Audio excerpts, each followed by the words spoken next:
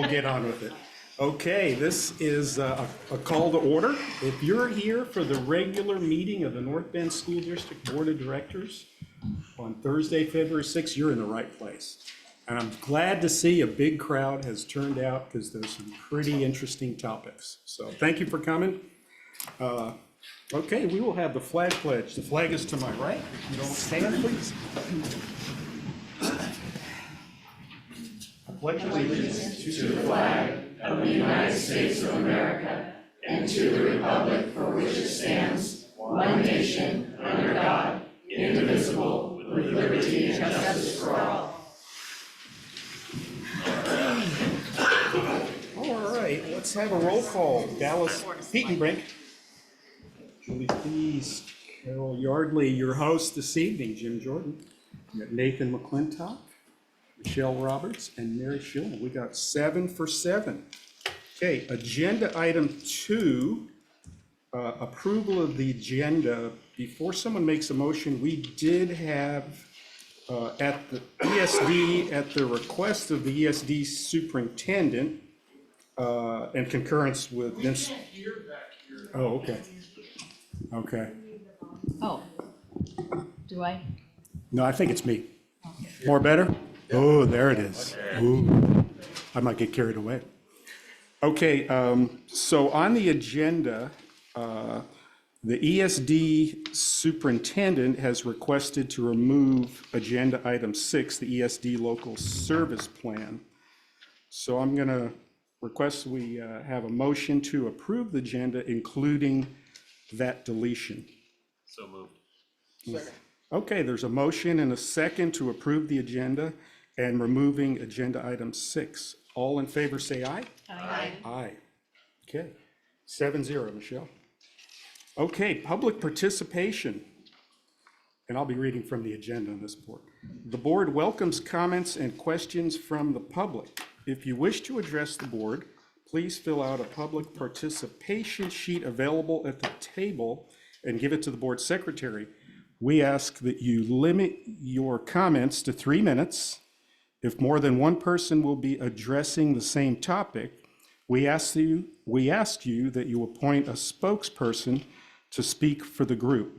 Speakers may offer objective criticism of the school operations and programs, but the board will not hear comments regarding individual school personnel.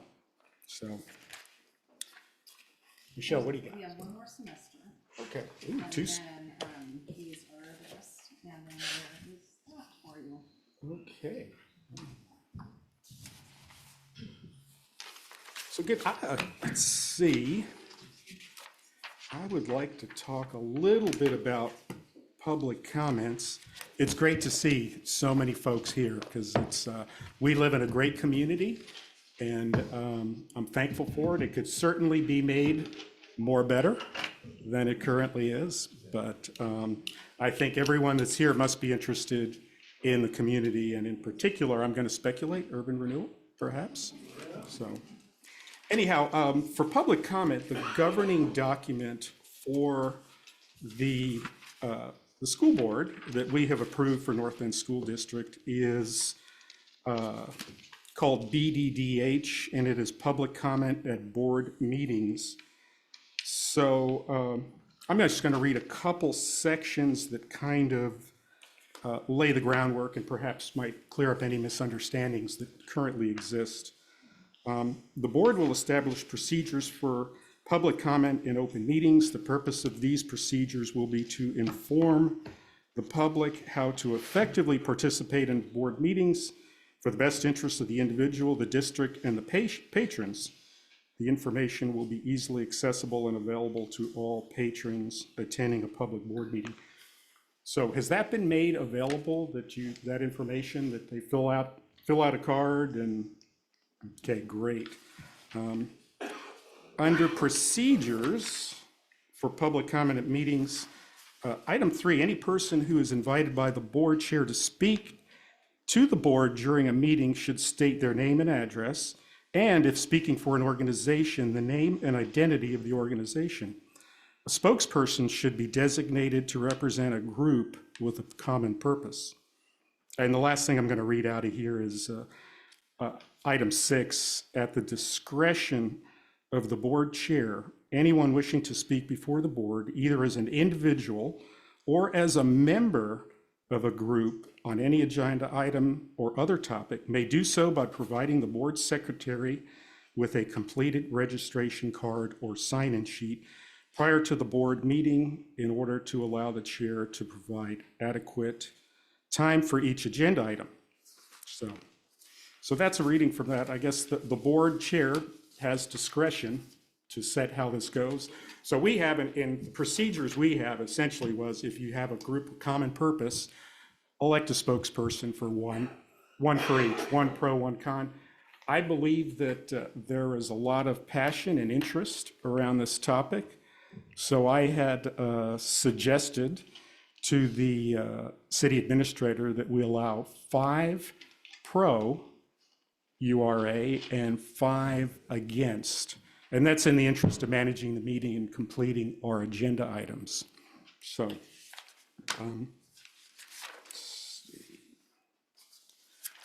I would like to read from a recent communication from the city administrator.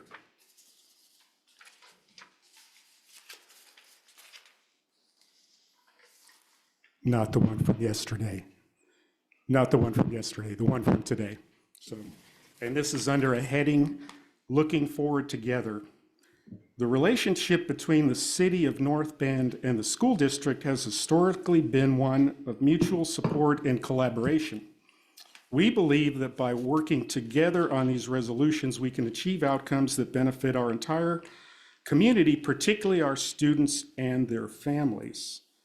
I respectfully request the board to consider, 1, expanding opportunities for public comment to ensure comprehensive community input. Now that's a reasonable request. I mean, that's something I can get behind. So personally, you know, coming up with 5 pro and 5 con, I'm an 80-20 person. And after hearing 5 of each, I pretty well have the main themes for the pros and cons. But this was a very respectful letter that came today from the city administrator. And it's a reasonable request, so I think we'll have all the people that have signed up shall come forth and speak. We've got, just to summarize it, you'll be given 3 minutes. There is a buzzer. Michelle, can you work the buzzer? Joe's on it. Joe, you on the buzzer? Just give it to us. Okay, never mind. Sample, can you sample buzz or no? Sorry, okay. So, It'll be a surprise. yeah, so this is an interactive, this is your time to speak before the board and your fellow community members and have your say and be heard on a very important topic. So with that, I think we will start on. We are gonna do, there's 2 students here, and there is an agenda item for Agenda 9, and that is for the school to go from the essentially trimester to a semester calendar. And I think that's what is it, 95% of the schools in Oregon are on the semester system, something like that? Yeah? At least that. At least that. So we're a little odd in that we are not. So, but anyway, along those lines, we have our first public speaker will be Marissa McClintock. Thank you for coming out here today, Marissa. Could you sit there?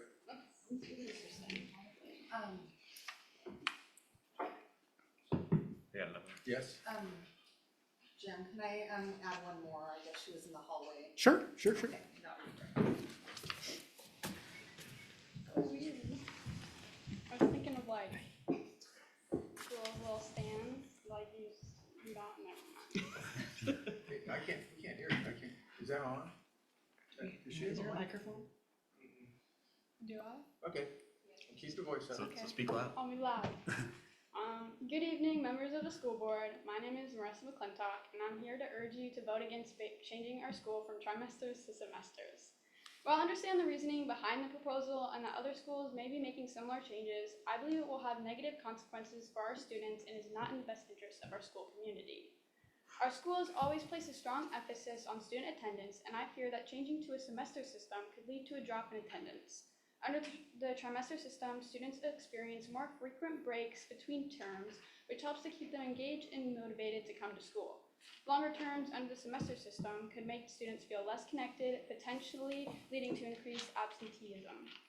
Another reason given for this proposed change is that some believe there's a wasted time in CTE classes, specifically with the need to go over safety procedures at the start of each term. I want to stress how important the review is. Safety training is not a waste of time, it's essential. People do and can seriously get hurt, even killed in certain fields, and we cannot afford to be lax about safety. Going over the procedures ensures students are prepared and safe no matter how familiar they are with the equipment. Additionally, the claim that safety training is repeated every term for the same students is not really like a reality. Some students may forget key information during breaks or between terms, or new students may need that information to prevent accidents.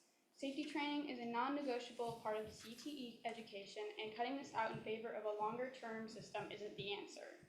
The trimester system gives students the ability to explore a wider variety of electives, which helps them discover new interests, develop different skills, and meet new people. Switching to semesters would limit these opportunities, leading to a more rigid, less engaging schedule. Students could find themselves stuck in classes that no longer interest them for extended periods of time, diminishing their motivation to attend school. Trimesters also allow for greater academic flexibility. Students have more opportunities to make up missed work or recover from failures, ensuring that they don't fall behind. Switching to semesters could reduce this flexibility, making it harder for students to catch up if they struggle in a class. This can lead to increased stress and academic burnout. I understand that many schools are switching to a semester system, but that doesn't mean it's a blank for us. Every school is different, and we have unique needs that aren't always met by following trends. We shouldn't make decisions based on what everyone else is doing, but rather on what works best for us. The trimester system is as successful here, and changing it is just because other people are doing it could disturb the positive learning environment we built. The trimester system benefits our students in many ways. It supports high attendance rates, ensures safety in CTE classes, offers more chances for academic success, and allows for greater flexibility in electives. The semester system may seem like a good idea, but it takes away many of the advantages our students currently have. I strongly urge you to vote no on this change. 3 minutes.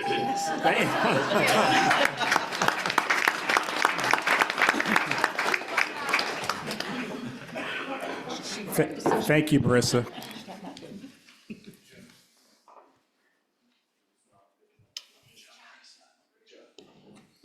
Oh, it's muted. I don't know how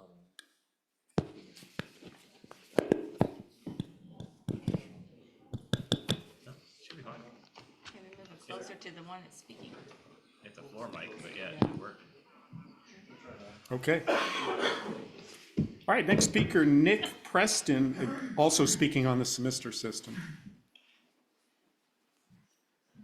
Hi, my name is Nick Preston. I have 3 kids in the district, and I'm not necessarily for or against this change, but I don't think the background summary that was put out, I think it lacked the depth and the substance for such a change. I have a whole lot of questions that I'd like to see addressed. The decision-making process, what sort of outreach was there to the parents, input from the teachers, how this affect the class sizes or the student contact hours. I have one son in the TAG program, which is unfortunately really constrained by resources. How will this affect him, his ability for dual credit or electives? I also have another son that needs a little additional help. So if he fails, what are his chances in retaking the class? How will the classes be? Will they be longer? How will this affect sports eligibility? A lot of questions. So I'd asking you guys to table this until you could come out and present more thorough research to the community.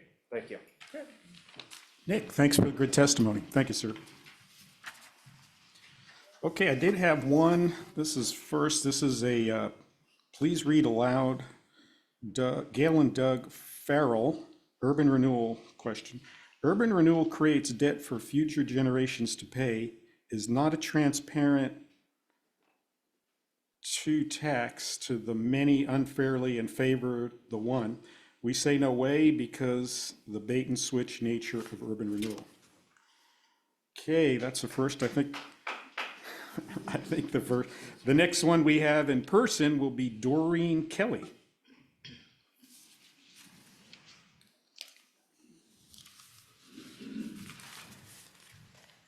Hi, I'm Doreen Kelly, and I live at 1390 Seagate Avenue, but I'm here on behalf of South Coast Hospice and South Coast Hospice Thrift Store, which is located at 1955 Mead here in North Bend. And we would just like to say that we were the lucky recipients of a URA, an urban renewal grant for facade improvement, and it has really made a big difference, not only in the appearance of our facility, but we found that the fencing that was part of the deal, it has actually improved safety. And we were, for a while, getting our gas lines on our vehicles were being cut on a regular basis, which cost us quite a bit of money and downtime for our services.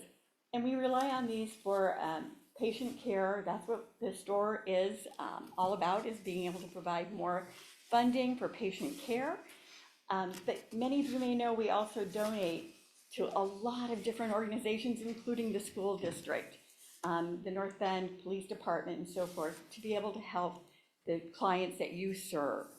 And so that in itself has been helpful. Also, we were very excited about the annex, to have that become workforce housing. When our director came here, he could not find a place to live for almost a year and had to commute until he could find a place.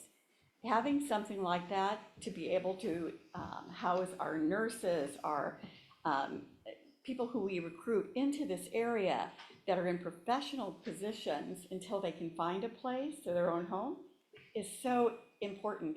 Plus, we realize that having more people in that area living, there'll be more eyes on the streets that will help pretty much all of the residents and businesses in the area. So we urge you to consider voting for that to continue. So thank you so much for this opportunity to express our opinions. Thank you, Doreen. Diane Rich.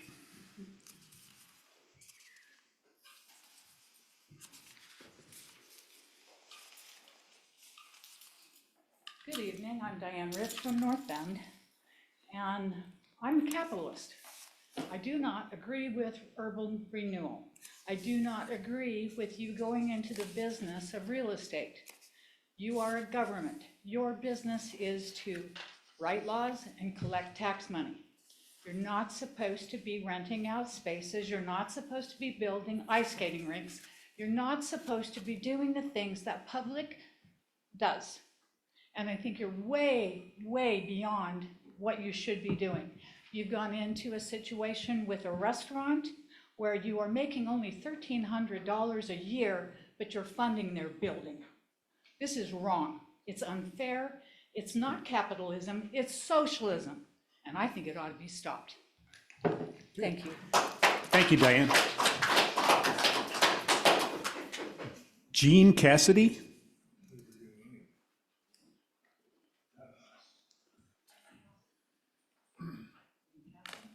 Good evening.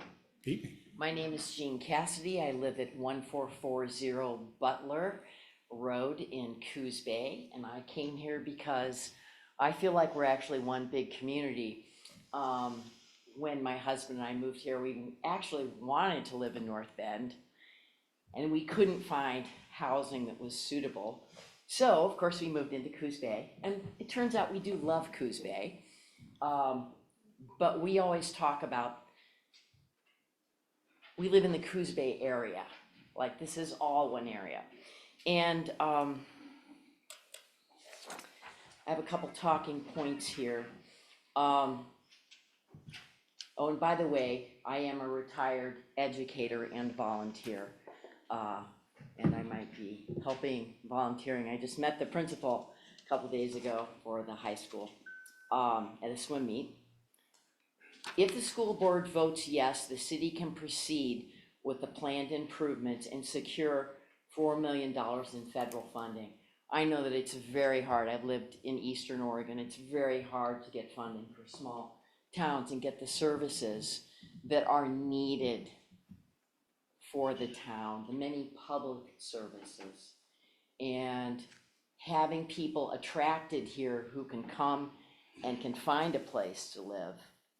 And we need educators and we need good healthcare providers. And I know I've had an issue getting a primary care person. It's been a problem for about 5 years here, and I've been here for more than a decade. So I think this is very important for our community, the health of our community.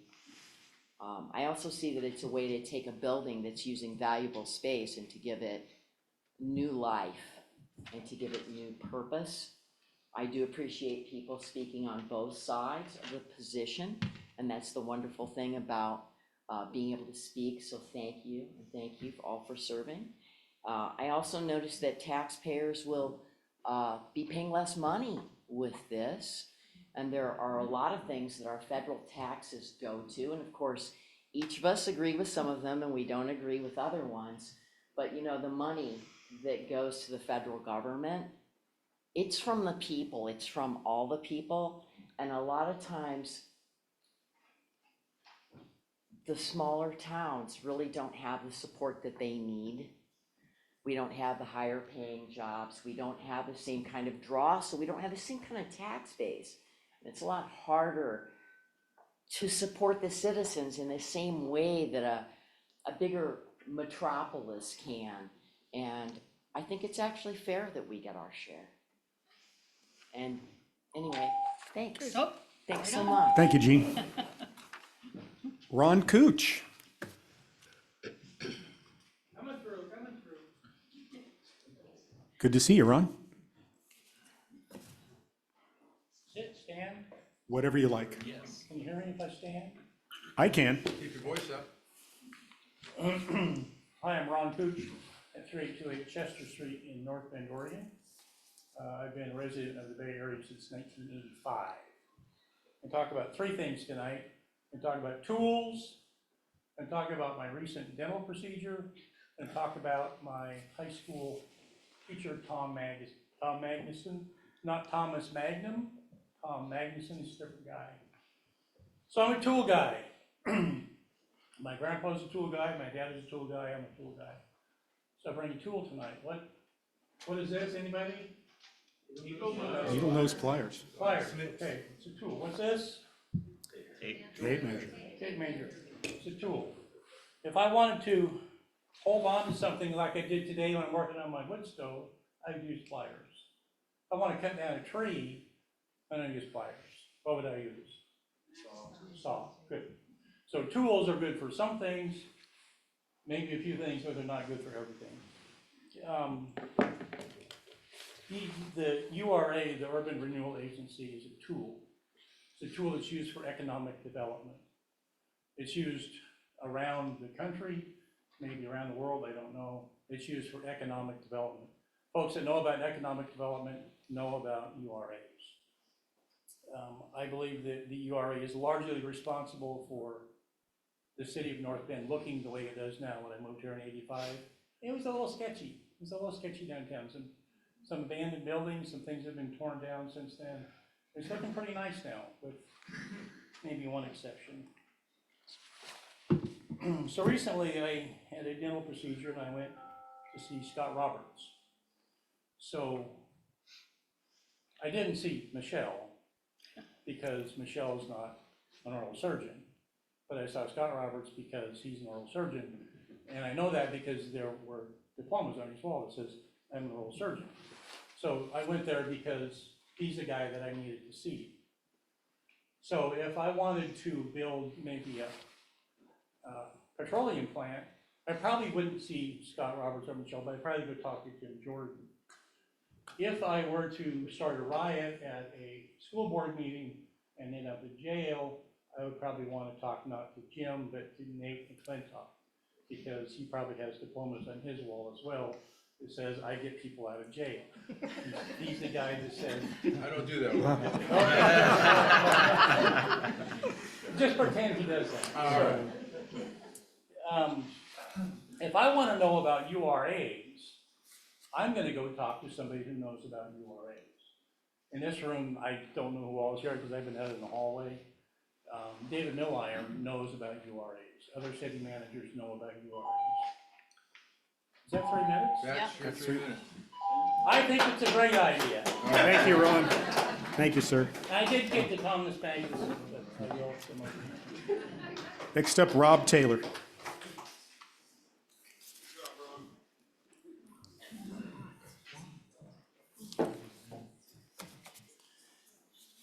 Hello, members of the board. Thank you for allowing me to speak. My name is Rod Taylor, Coos County Commissioner. I live in Bandon. And I am here speaking on behalf of the Board of Commissioners. We had this URA issue brought before us by the city of North Bend, as you have. And as I'm sure that you're all aware, we unanimously voted no to join that effort. The reasons were many. One reason that we voted no was certainly not because we don't care about low-income housing in Coos County. We do very much.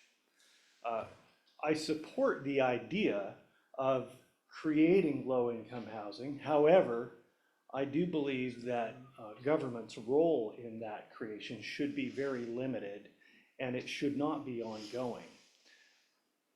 That having been said, I'll tell you one reason that we did vote no, and that is because this project will take $65,000 a year out of the county's general fund budget every single year. And if you're not aware, Coos County just recently, on a 2-to-1 vote, I actually voted against this, but our county commission voted to close the second pod of our jail. That was closed on December 31st. There were about 35 lawbreakers that were turned back out into our community, and now our jail is full again. And every day, the district attorney and the sheriff talk about who they have to let out today. We laid off 15 employees at the county, not because we're mismanaging our funds, but because we simply cannot pace revenue with inflated costs and all of the unfunded mandates that the state has continued to descend upon us as a county. I know you're familiar with that dynamic. So I would urge you to consider voting no on this URA. I would ask you to consider how a community might pull together without creating another burden upon the incomes of us all. Let's figure out a way forward that actually capitalizes on the private sector rather than on public monies. Thank you very much. Thank you, Rod. John Gibson.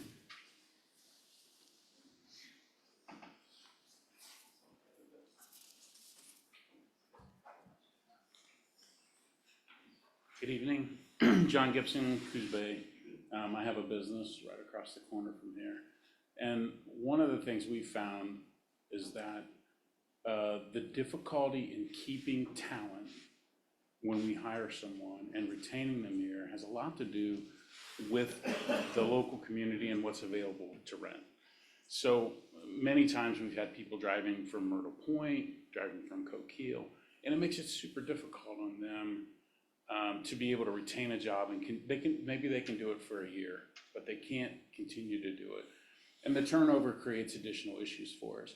So the housing piece to me is maybe one of the largest factors of my business, and has become more complicated over the last 3 years with the increase in rents.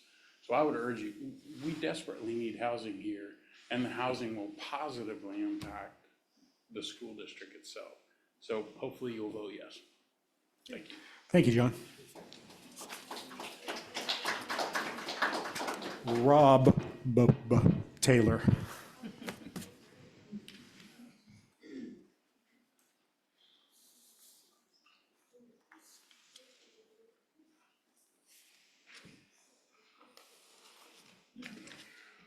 Rob Taylor from Bandon, Oregon. You might ask yourself, why is the guy from Bandon here? Well, I'll tell you why.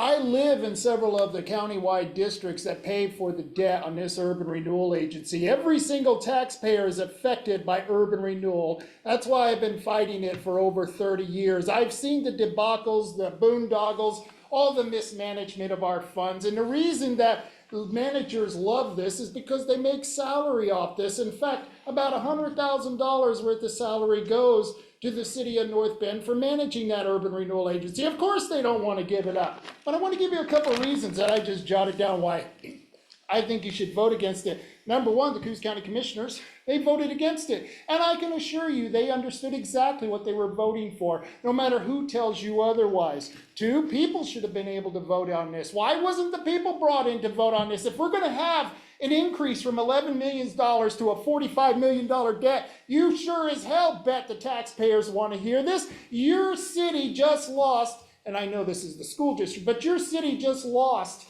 a fee increase because the taxpayers told you no. Those are the people who put you in this position, and those are the people you need to be thinking about when you're making this decision. Number three, government should not be in real estate business or any other business. Four, some economists believe that government interventionism is what's driving the high price of housing right now. It's causing and contributing to the homeless problem. Here's the funny thing, urban renewal, you want to take money from people who can barely afford their housing now, people who can barely afford their mortgage, barely afford their rent, and you want to take more money from their tax dollars to pay for people who can't afford housing. It makes no sense. You're making the poor poorer. But you know who you're making richer? Oh, those developers out there. They love urban renewal because this is a lot of new money rolling into their pocket. But what they don't tell you, and I can tell you, I've talked to several of these developers. You could talk to Heidi Sauce. You could talk to Drobot. You could talk to Mr. Michael Kaiser. I know Mr. Michael Kaiser, and him and all of those others have said every single one of those urban development that they had a part in, such as the cheese factory, such as the Dunes Golf Course, such as the waterfront, all of them would have been built with or without urban renewal money. So why are we doing this now? Why are you going to make me, a business owner outside of the urban renewal agency, pay for the facades of businesses I'm competing with on the inside of the urban renewal agency? Let's get some common sense back and stop spending this money. And I can tell you right now, no matter what you get from the feds, you may regret it because there's a lot of strings attached to it, and the city already loves DEI like nobody's business. So I would be protective of that. Thank you all very much. Thank you, Rob. Gail Elber?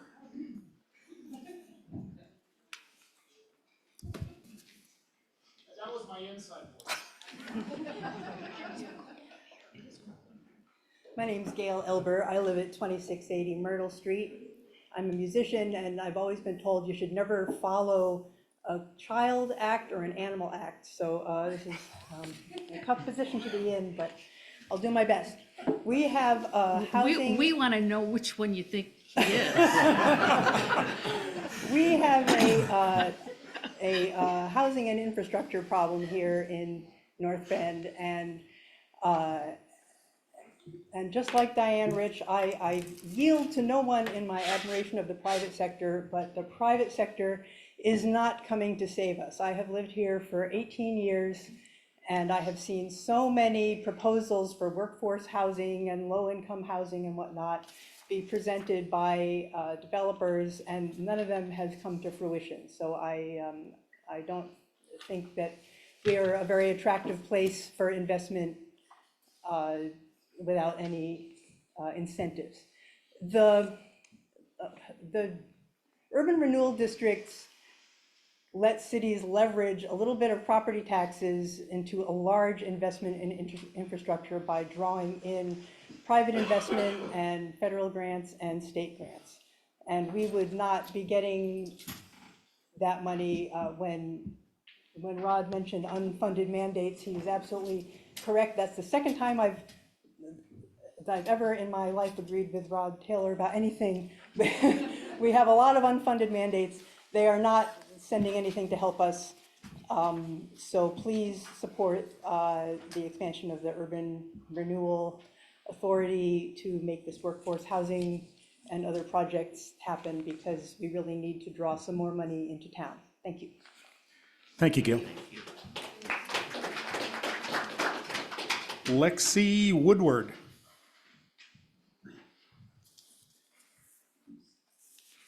Good evening, board, thank you. I work at 2110 Newmark Avenue in Coos Bay. I'm here tonight to recommend that you vote yes on the URA resolutions.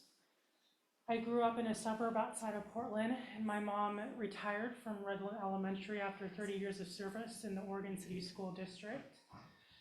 I'm the executive director of the South Coast Development Council, headquartered on a North Bend, Coos Bay property line. I have been working in economic development for 11 years in Nicaragua, Illinois, Arizona, Texas, and now my home state of Oregon. And I'm certified nationally and internationally. I tell you that only to demonstrate that this type of project is excellent for community economic development. It would be an amplifier for downtown revitalization, property tax revenue, which all the taxing districts needs more of to pay for the infrastructure, public safety, and other community needs and wants. And employers would be better able to keep, attract, and grow their workforce.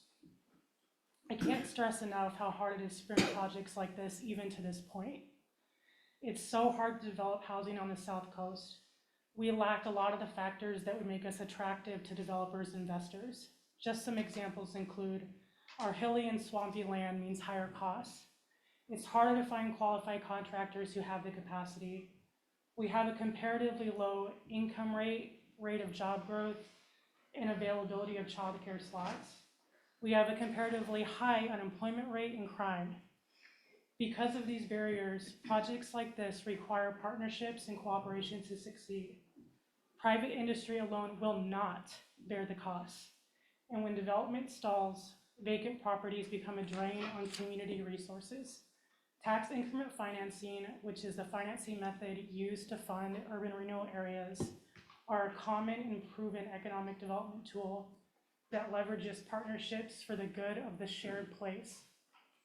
The housing that's been built and the housing that's starting to be built here have required partnerships. Developers and private investors will not do it on their own. Failing to support this project tonight would be a significant lost opportunity, one that we should not be passing up. We do not have opportunities like this banging on our doors. They have to be cultivated over years. We need creative solutions and common support, not roadblocks, to address our housing shortage and further economic development. Thank you. Thank you, Lexi. Mark Matichek. Mark Matichek, owns North Bend Lanes and Inch by Inch Fitness, and just a quick comment, our restaurant is open late tonight if anybody. The building is still a little bit longer. Yes. Thanks for your volunteerism, really appreciate it. We're a long-time business. This issue is relatively complex. It was hard to go through the paperwork and look at it. My thing from our side is I've had to build housing. I have 4 houses now that I've had to build. I have employees in all those houses. I cannot find employee housing for my 36 employees. I'm trying to get another house built for another employee that can't find a place to live. It is a serious problem for the businesses in the area, and especially in the restaurant business. Staffing gets extremely hard. So this project, I'm not really in favor in government, doing these type of projects. I think it should be private money, but in this case, it's not going to happen if it doesn't happen this way. And this is workforce housing, not low-income housing. There is a low-income housing project over at Banker. So to make sure everybody kind of understands that this is workforce housing. Yes. So my employees could live there and work at my facility. So I just think that's real important. And I think as the city of North Bend, we've been here a long time. We've helped the school board in a number of issues, raise money, pass bond measures when it's needed. And we've gone through some tough times together. And this is a tough decision. And I will go along with whatever decision happens here. But I do want you to take it seriously that what's good for North Bend, what's good for the school district. This will bring kids and people into the school district. I have 5 kids in my 3-house development that I have done that all go to North Bend. And if that house isn't available, they're not going to North Bend. One house has 3 kids. If they have to move, they're not moving to North Bend. There is no houses. I have a property manager that looks for me. It's really a big problem for a business. So appreciate it. Take to look at this hardly and think about the business in North Bend and what's good for North Bend. And the only other thing I have is I hired 2 16-year-olds from North Bend. They can't write. They can't sign their name. I would really like to see you put writing back into the school. That may be a tough request, and I know you have budget constraints, but serious, I've never seen a lack of writing skills, and we need writing skills. So, you know, in our business. So I know it's something that everybody thinks everything's digital, but that's not the case when you get on the job. So I would request that too, but thanks for your time, and hope everything goes well. I have bowling tonight, so I'm leaving. I don't want anybody to give me a bad name about that, but it's we're in second place. It's very important. I do apologize. Thanks, Mark. Thank you, Mark. Chris Castleman.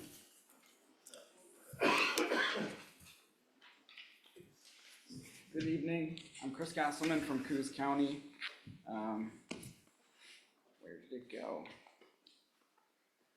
So I'm going to talk about something a little different tonight. But first, you know, they handed out this nice piece of propaganda, and they're making it seem like it's about a housing project. And it's to pull at your heartstrings and to make you vote for it. But before I get into that, are there Republicans in the room? If there's a Republican in the room, put your hand up. Don't be shy. I'm going to read from the Oregon Republican Party platform, section 4.5. It says, for a prosperous economy to exist, the Oregon government needs to aggressively manage their spending and reduce all forms of debt. Urban renewal, the whole concept is debt. That's all it is. But when you hear the word debt, normal people go debt. Okay, like a loan or a credit card, right? No, a credit card, you spend a little, you pay it off, you spend a little, you pay it off, and it goes on and on. A loan, you spend a lot usually, and then you pay it off. This isn't that. This is a gift card.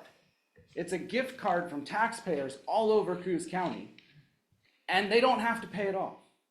And it's a one-time thing. They were given $11.7 million back in 1998 from the taxpayers in Coos County, and it's a gift. But it's a stolen gift card because the taxpayers of Coos County did not vote for that. It was chosen by the North Bend City Council to be awarded $11.7 million. So this is not about housing. It's about the possibility to increase that gift card balance to $46 million. That's a $34 million increase. That's insane. Without a vote of the people, if they're so confident that the taxpayers of Coos County are interested in this endeavor, they would put it on the ballot. It would be a ballot measure. They would gain consensus. They'd come here with the clerk's printout and say, we have consensus from the people. We have a 60% consensus, 51%, something. And they'd show you that this is what the people want. But they haven't done that because they're sneaky. And they want to put this in your face and tell everybody it's about workforce housing. Who doesn't want housing for people? We're not evil. We want housing. We want the economy to improve. We want people in our community to have a place to live, places to work, life, liberty, pursuit of happiness. Everybody wants that. This is about how we get there. This is about how we manage our finances, how we spend money. This is not about workforce housing. This is about giving the city of North Bend management over a $46 million gift card that they have stolen from Coos County residents. So I'm going to give you guys a printout. It's from the North Bend City Council's own consultant from the summer. She did a presentation. It explains a little bit about tax increment financing and urban renewal. Thank you. Thank you, Chris.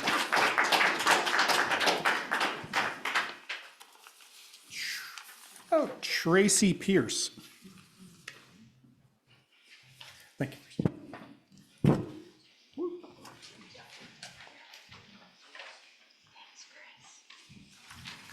Hello, my name is Tracy Pierce. I live at 68593 Ridge Road in North Bend. Over the past 2 or 3 years, we as a community have convened panels, committees, focus groups, and brought in outside consultants to tell us what we already know.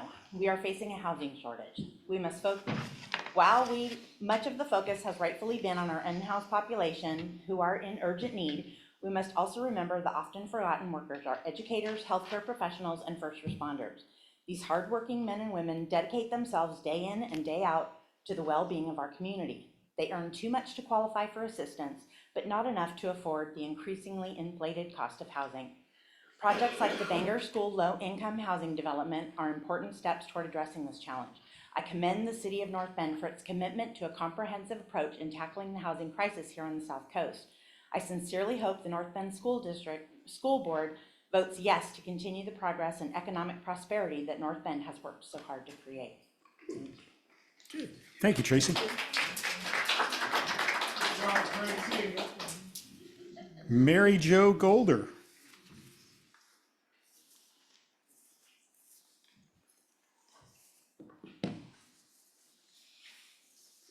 Good evening. My name is Mary Jo Golder. I go by MJ or Mary Jo. I am the daughter-in-law of former Mayor Lee Golder, who was the mayor in 1998 and was the mayor who signed the original urban renewal into place. So I'm at a crux because in the process of becoming an owner of Golder's Napa, which has businesses in Coos Bay, Coquille, Myrtle Point, Bandon, Brookings, and Gold Beach, I crossed 2 different counties. So we are faced with 2 different counties' policies, urban renewal programs, all kinds of taxes. I can tell you in property taxes alone, my husband and I with our businesses paid in excess of $80,000 a year. That's a lot of money in taxes. My father-in-law, Lee, who put the urban renewal into place, believed in the beautification and edification of downtown North Bend. This urban renewal includes a couple of our buildings which are dilapidated, and we do our best to maintain them. With very high property taxes, sometimes it's hard to come up with the cash to put back into our buildings. I am, at this point, not in favor of this because I don't have enough information. Okay, it's not that I don't believe in housing. I just don't, I don't have enough information from this flyer. I am for it because I do believe in my father-in-law's vision of bettering the community. But is housing it? And my question is, do you all have the information on this housing? Because I hear lots of people talking about, I have a heck of a time. I'll interview 40 people and maybe 2 will show up for the interviews, right? I'll offer 40 interviews and 2 show up for the interviews. My employees make minimum wage to $20 an hour. I'm in automotive retail. I compete with Amazon, I compete with Rock Auto, I compete with all the big boxes, but our Napa store, we've been in business since 1921. Lee Golder and his father, Carl Golder, started the business in North Bend in 1921. We're an independent owner. It's not a franchise. It's Napa Automotive Parts Association. So it's not a franchise. We have employed people in the North Bend and Coos Bay since 1921. And housing is hard. So my question is, it says workforce housing for educators, healthcare workers, public safety. Does that include my employees? Have you guys been given schematics on the size of the apartments? Is there going to be security on the apartments? How much will my employees even be considered for this housing? Will his employees, the gentleman that spoke before me, will his employees be considered? Because the way I read it says educators, healthcare workers, public safety personnel, and logistics. To me, that's not Golder's Napa Auto Parts employees. So please consider the entirety of it and maybe get more information. Thank you for the time. Thank you, MJ.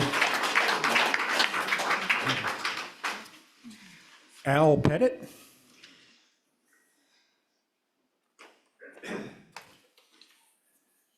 Thanks for giving me this time. My name's Al Pettit. I'm a business owner down in Coos Bay and a longtime North Bend resident. My 2 daughters attended school in North Bend, graduated there. I'd like to share the following city charter with you. The City and Urban Renewal Agency's economic development focus is on investments that support the business community. These investments include workforce, affordable housing, infrastructure, and utility enhancements, public parking facilities, transit and EV charging stations, placemaking, public art, and safety investments. That is not North Bend's economic charter, but Lincoln City's, a city whose population has grown 72% since 1990, from 5,900 residents to its current 10,100. A city that is currently in the throes of 2 urban renewal affordable housing projects that are just the beginning of a development plan that will meet Lincoln City's affordable housing needs of at least 1,500 housing units by 2042. With a number of additional housing projects already in the planning and finance stage, including a 29-unit housing complex for individuals with severe and persistent mental illness. Those people in our communities are literally dying on our sidewalks, as the gentleman did in front of my store 2 years ago. In the last 35 years, North Bend's population has grown by 298 people. That's 8.5 people per year since 1990. And our population has decreased every year since its record high in 2020, shrinking by an aggregate 3.5%. And we're getting older. The average age of a North Bend resident in 2000 was 41 years of age. We are now approaching 50. This doesn't bode well for the future of the businesses, schools, and residents of North Bend, because if we're not growing, we're dying. And 3% population growth over 35 years means we have officially flatlined here. And don't be fooled by the Bayside development. As the old saying goes, that's simply a reshuffling of the deck chairs on the Titanic. Decades of resistance to change and resistance to adapt has culminated into financial challenges at the county, at North Bend, and Coos Bay. And trust me, Mr. Taylor, I appreciate the county's challenges. I deal with the fallout of that every month. The latest being my shop truck being stolen over the Christmas holidays and totaled. It's every month something from that. But the choices we are now faced with is either to maintain the status quo and continue down this slow but steady path of decline, or we make the difficult choices necessary to get this thing turned around. Is there risk attached to voting yes? Of course. No business decision ever made that required a step to the right or the left or step forward came without some degree of risk. Your future school funding is at risk because of shrinking attendance, which is the result of a dying community. A no vote will simply put another nail in the coffin of a community that's been flailing economically since DC killed logging. I encourage all of you to vote yes. Thank you, Al.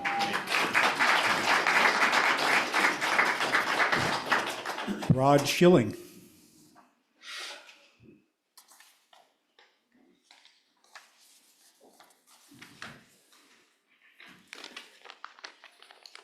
Hi, I'm Rod Schilling. I'm a taxpayer and I live within the North Bend School District.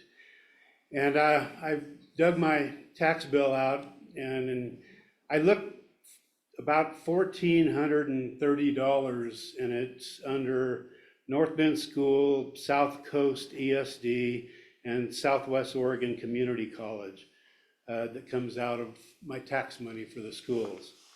And somehow, through the magic of urban renewal, these funds can be laundered and turned over to politicians and unelected bureaucrats to spend on what they want to spend them on. I don't understand that when the North Bend School District has to go out and beg people to add to their taxes to get bonds to fix their schools that are dilapidated in lots of places and falling apart. And the fact that they can take money that the state takes our school money and can send it down here for city officials to spend on whatever they want to spend it on. And for some reason, they need you guys to sign on to it. And then you have absolutely no say over it after that. The city will do what they want to do. And if they screw it up, they're going to come back and say, well, you guys were part of this. You gave them all this education money. I don't get it. If the state has money for the schools, let them spend it on the schools. It's just crazy. And the government has a primary job, and that's to keep its citizens safe. And I don't have a high degree of confidence in this city because it's not safe around here. People aren't even feeling safe in their own homes anymore. And if they can't do the one job they're supposed to do, I can't imagine giving them millions upon millions of dollars to go out and become real estate investors, landlords. It just doesn't make any sense to me. And especially in this economic climate, a lot of the federal funds are going to be drying up that were sent out like candy in the past. And, you know, they say, oh, well, these will be backfilled through the state. Well, what if they don't have it to backfill? What if, you know, what if something happens and you guys are tied into, and the other thing is a 30-year term, really? I mean, most of us in this room aren't even going to be around here in 30 years. So I don't have a high degree of confidence that they can pull this off, and I urge a no vote. Thank you. Thank you, Rob. Jeff Lang.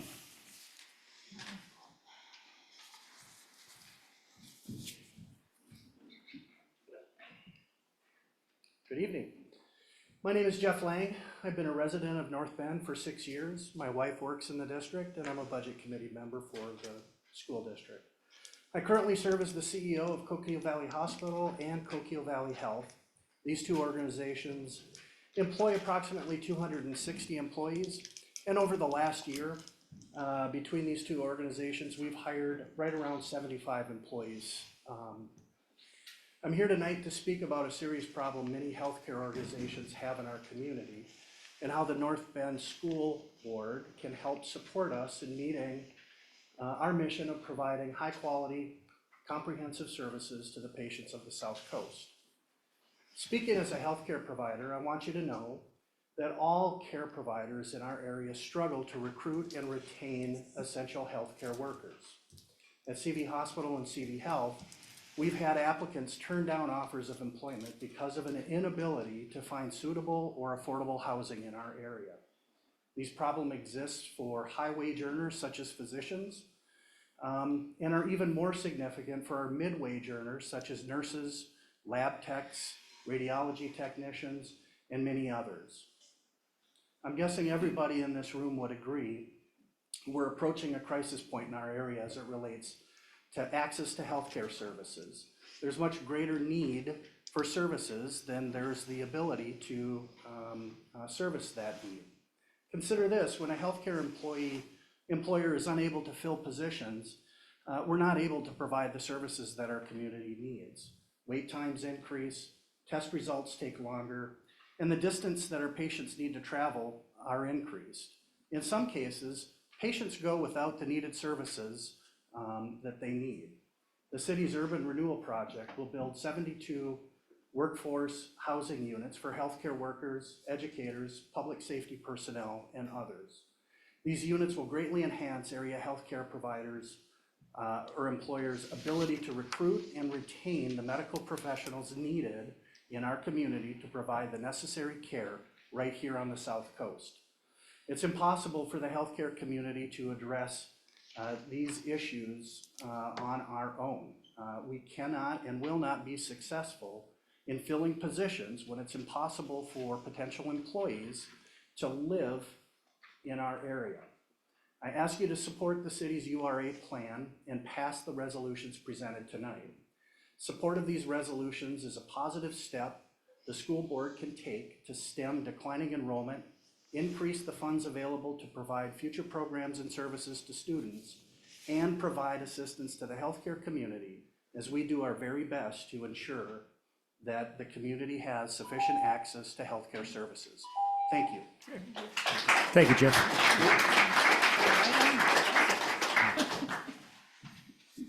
Joe Bolig III. Thank you. So my name is Joe Bolig III, and I am your 2024 City of North Bend Citizen of the Year and current Coos County Board of Realtors President. I am here on behalf of the Coos County Board of Realtors, who represent the Coos County Realtor Association. The Coos County Board of Realtors endorse a yes vote on your proposed amendments to increase the North Bend Urban Renewal Agency's debt ceiling, remove special levy power, and the current tax levy the citizens of North Bend currently pay. this will allow the North Bend URA to secure $4 million in funding to move forward with the development of approximately 72 units of workforce housing. According to the City of North Bend Housing Needs Analysis from 2022, which I was a member of that committee, at the time we needed roughly 260 new housing units by 2042 per their findings. Over approximately the past 40 years, no large-scale housing operations have been developed. The Housing Authority is currently underway with its development of North Bend Family Housing at Bangor School, which will supply a total of 176 units between phase 1 and 2 to economically stressed citizens who pay rent with some form of assistance. North Bend Housing Authority alone currently has a wait list of approximately 1,000 applicants for their housing programs, and that's between Airport Heights and Hamilton Court, which house around 110 people or households. The housing needs analysis is constrained on data, and their number is extremely low in relation just to one data point that the Housing Authority is able to provide. The approximately 72 proposed units by the North Bend URA upon completion, coinciding with the completion of North Bend housing, would give the city of North Bend 248 new units across a wide socioeconomic range of tenants. Economically, an increase in housing units overall brings more tax revenue to the city, brings more spending, and in this case, potentially more students in the North Bend School District, which increases the funding for the North Bend School District, which is approximately $10,500 per student. Factor in the Pacific Coast Intermodal Port development on the horizon, and we are in desperate need of housing across all spectrums, all socioeconomic spectrums. Housing availability is necessary for these three things to happen, and it is the first thing that needs to happen. Some of the developers mentioned earlier tonight, Greg Drobat, Michael Kaiser, if you ask them why nothing's came here, why we haven't grown in population, because we don't have housing. That's flat out what it is. Why didn't Home Depot come here? Why didn't this come here? Those are the main reasons why. Over the last 40 years, we have relied on private developers to meet our housing needs. If we continue to rely on private developers, the city of North Bend will continue to fall behind and run at a housing deficit. On behalf of the Coos County Board of Realtors, please vote yes on proposed North Bend URA amendments allowing this housing project to move forward and lower the current property taxes of the citizens and future special levies by the North Bend URA. The Coos County Board of Realtors is in support of the development of the Coos County Annex site by the URA. Thank you. Thank you, Joe. Okay, as Boomer comes up, he's our last speaker. I would like to talk that the North Bend School District, we hired a new superintendent back in 1 July 2023, and we had the board met to determine some goals for that superintendent to work on. Number one goal was academic achievement. The second goal is student behavior. And the reason student behavior was on the list was because of its huge impact on academic achievement. And it also incredibly impacts teacher retention and job satisfaction. So we have a certain structure here on what teachers are allowed to do with student behavior issues, and it's a little bit limited. And I want to recognize Boomer has come to North Bend schools and interviewed some folks in some group sessions and put the time in, and he is working on some legislation to make sure, well, it's around instructional time, and it's approaching the problem such that every student in Oregon, in North Bend, is entitled to a good education, and 1 or 2 kids in those classrooms should not be interrupting the education of the other 22 or 23 kids. So Boomer, I want to thank you for the work you're doing. It's a long-term change. To try to change the system in Oregon takes a long time. So with that, Boomer? Well, thank you for the opportunity to speak. Thank you for the kind words. First off, I'm not here to tell you what to do. You've had plenty of that tonight and previous.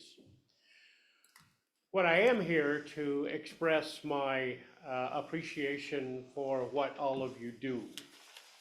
You're in a tough spot. You make decisions daily for our students in this community, and you're underappreciated. I want to tell you how much I appreciate you. This job that I have, by the way, I am Boomer Wright, and I spend most of my time at the Capitol. And it's nice to be somewhere else tonight after spending the week there. I think it's inherent in all of us that we want to take care of our kids. That's why we're parents, that's why we're teachers, that's why I serve on the education committee, the higher education committee, and I also serve on the Ways and Means Committee for Education that takes a look at funding. Those are exceptionally important things. Tonight, you're going to make a decision as it relates to the city and the future of North Bend, which you are a major part of. I know you've had good connections and have worked with the city, and my understanding that the city appreciates working with each of you and the school board. So whatever happens tonight, whatever vote you take, I know one thing for sure, that you'll make it in the best interest of your students and in the best interest of the community. So I want to thank you for that vote before you take it. But I also want to encourage you to keep the lines of communication open with the city. Without the city, there wouldn't be a school district because there wouldn't be services. But without a school district, there probably wouldn't be a city. So as you move forward, I encourage you to continue to work with them and to do things in the best interest, first off of your students and then for the community. So thank you for your support, and I look forward to working with you further. Thank you.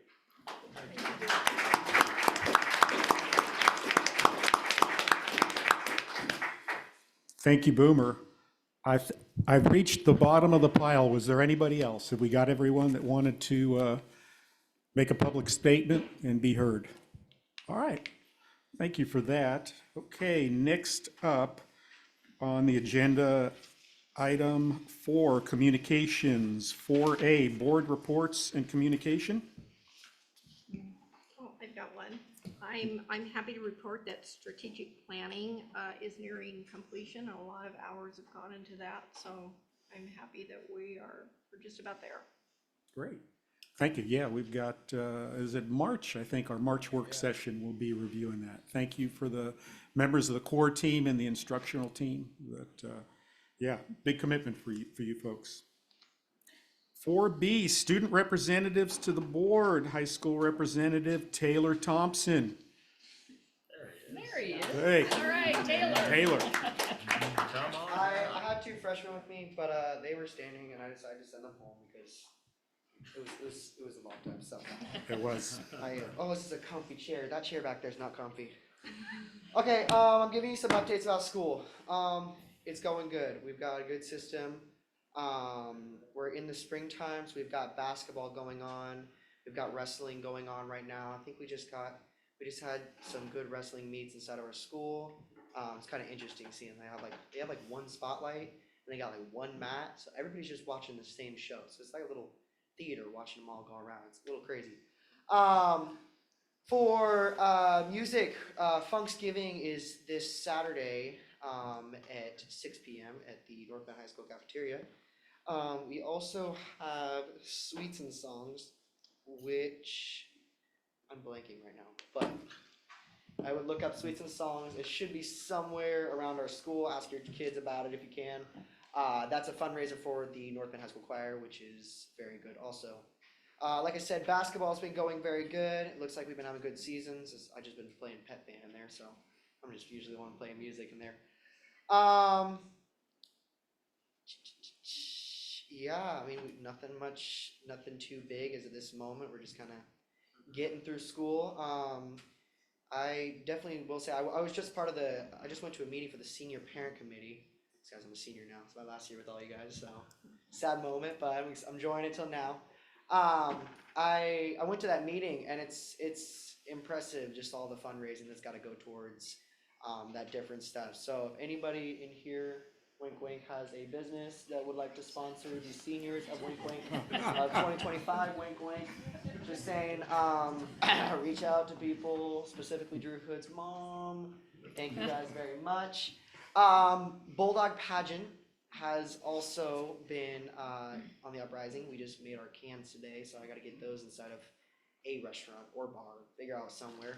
Also, sponsors for Bulldog Pageant, wink wink. Anybody out there, wink wink. That's a good foundation for the Children's Miracle Network. We are trying to raise money for preemie babies in Riverbend. Went to Riverbend actually to go visit and see the units that they put the preemie babies in, which is definitely an eye-opener for the fact that I had no information about it originally, and then we went to that, and then just now kind of a whole new world to me. Besides that, I think we got like an assembly. We had an hour-long lunch today, which was amazing. You know, Pendleton, kudos to him. The man was creating this like amazing like halftime show thing where we had like tug of war with teachers and students. That was entertaining right there. And it was just, and he was, it's like, oh, if you have 200 students show up, and I think it was like 26 teachers show up, then we would have an hour-long lunch. And then I also got to see like 8 teachers get on top of each other in a pyramid for a competition, so that was also entertaining. As always, I'm Taylor Thompson, so I'm the guy with the jokes, because I feel like we get really serious in here, but I'm here to bring the laughter, hopefully, because what else is there? So I've got 3 jokes. I just got to find it in my notes here, so. What does corn say when it gets a compliment? Ah, shucks. Where is it? Why were the fish's grades bad? They were below sea level.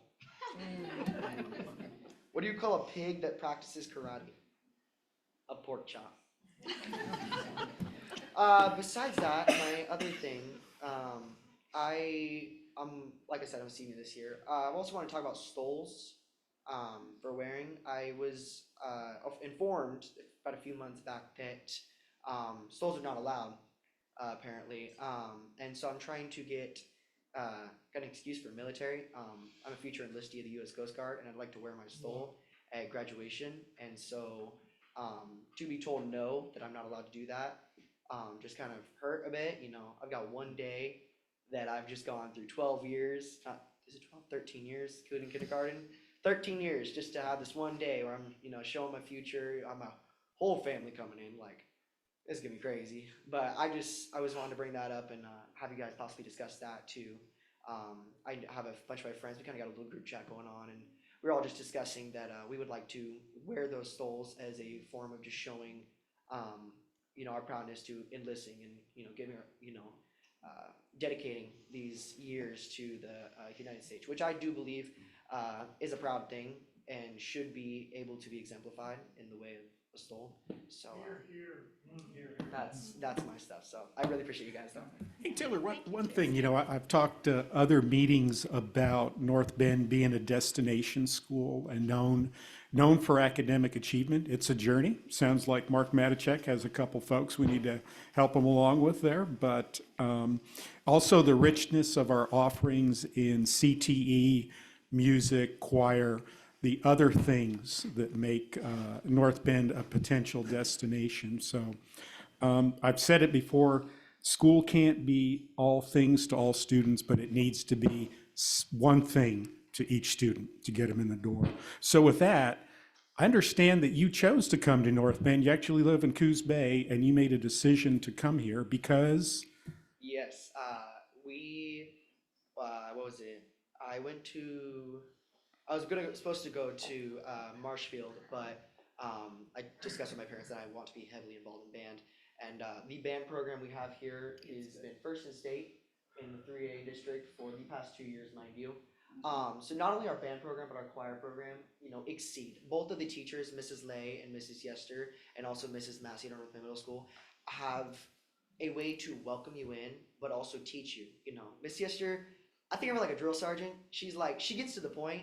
You get in there and you get music down. She gets to the point, but there are other kind moments where you have a heart to heart, and that's scary stuff when you have a heart to heart with her. But that's when you know she loves you, and she loves all of her students. So, I was meant to go to Marshfield and was meant to go over there, but I came over here for our music program, which is amazing. I mean, we have a guitar class. I'm currently learning guitar right now. The school has offered to pay for rudimentary snare lessons. So I'm going to be performing a solo on March 1st for a solo ensemble. Okay. The school has also offered to pay for an ensemble piece. So me and 3 other percussion kids are have a quartet where we have this bass drum in the middle. We've got 4 bongos all around it, and we basically just do a bunch of rudimentary stuff. And so we're also taking that solo ensemble, and we have made for the past 3 years also which we started in my freshman year. We have made state, so we've been going to state over and over again. So the school just offers a wide opening. So definitely out of Coquille, Bandon, North Bend, Coos Bay, if I were to be looking for a music department to go into, it would definitely be North Bend from all that. So that's my definite top. Here, here. All right. Thank you, Taylor. Thank you, sir. I'm gonna go eat because I'm hungry. Love you all. Thank you. Okay, 4C, Fish Hatchery Project, Wade Lester.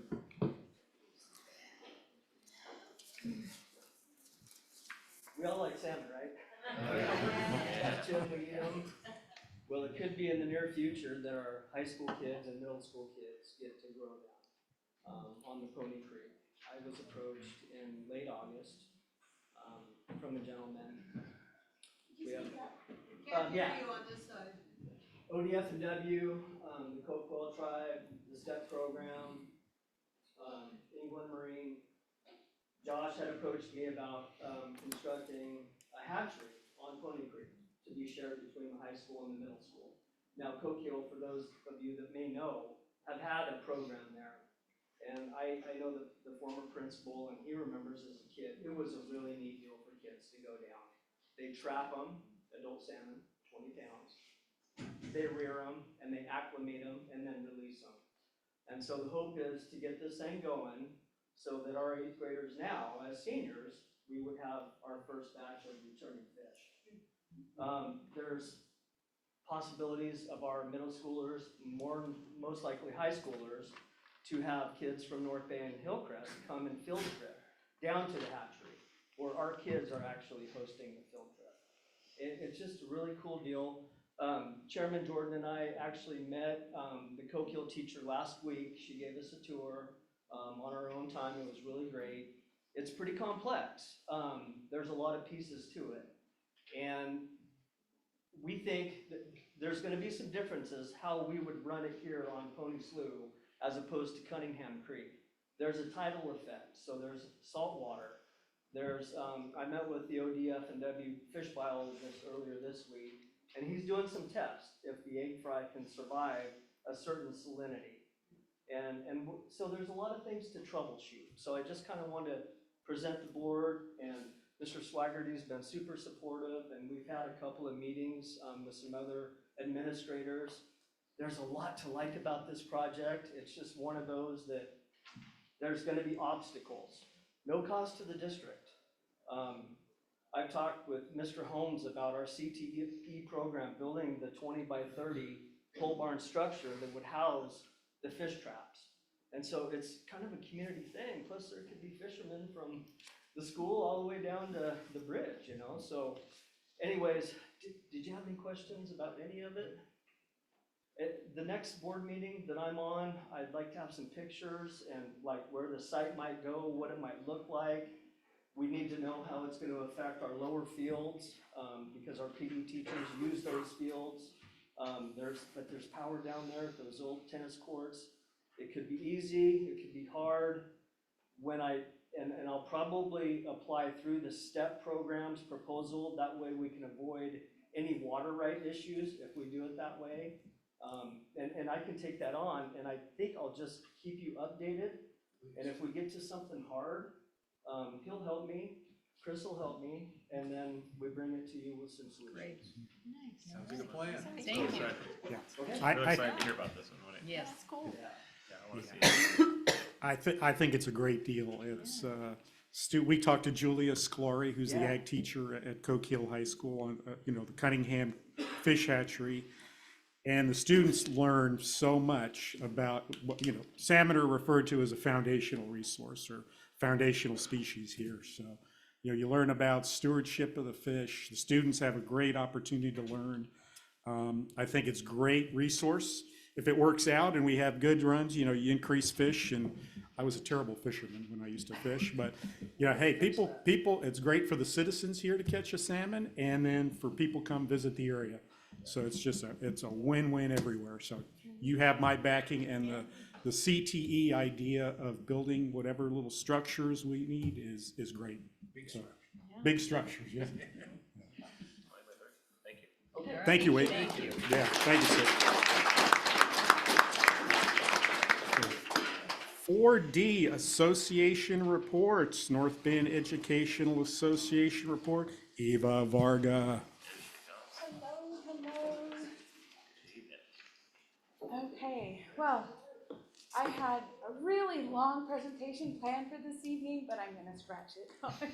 Anyway, one of the things that is happening across the district is Oregon Battle of the Books, and February marks the beginning of hosting the OBOB teams from all grade levels at North Bend High School. So the high school will be hosting grades 6 through 8 tomorrow in the morning, the 3rd through 5th grade division on Wednesday, February 12th, and the high school division on Wednesday, February 9th in the afternoon. And so I know that the teams, the Allie Lancaster and the other the librarians that are working with her to kind of coordinate that are really excited to see how our kids perform. And in honor of their work, I thought I would bring an OBOB themed question for you. So every year, the way OBOB works is the state has a list of books for each grade division that the students are that they read and work on all year long. And then when they come to these competitions, they're asked like little trivia questions. Now, I know you haven't read the books that are on this year's list, so I picked some books that I thought you probably are familiar with, so we'll see how well you can do. Okay, ready? All right, question number 1. In which book does a character survive in the wilderness by making a home inside a hollowed tree? Winnie. Any other guesses? Heather? Do you know the one? Oh, you know? Yes. Yes, Mice Out of the Mountain. Mice Out of the Mountain. Wait a Yes. second, I object, I didn't know there was gonna be a pop quiz. I didn't get a study. You didn't know it. Okay. All right. Question number 2. In Charlotte's Web, what is the first word that Charlotte writes in her web to save Wilbur? Oh, I should know this. Terrific. No. If you know it, just shout it out. We need audience help on this too. No. Some pig. Some pig. Some pig. All right, and the last one, this is for the high school division. In the book Sometimes a Great Notion by Ken Kesey, an Oregon author, what is the name of the river that plays a significant role in the lives of the Stamper family? Anyone? The name of the river. The Wakonda Auga River, A-U-G-A. I'm not sure if that's how you pronounce it. Anyway, thought that'd be just kind of fun. Anyway, hold up my slides. Okay, Eva, what this says is you need easier questions. Easier questions. We'd like to play Are You Smarter Than a Fifth Grader? Yes. Right? No. Yes. I know it may have been some time since you have read any of the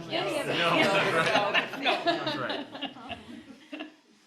All right, so now we come to my monthly presentation, our Extra Mile nominees. So for February, the first nominee is Danielle Howard.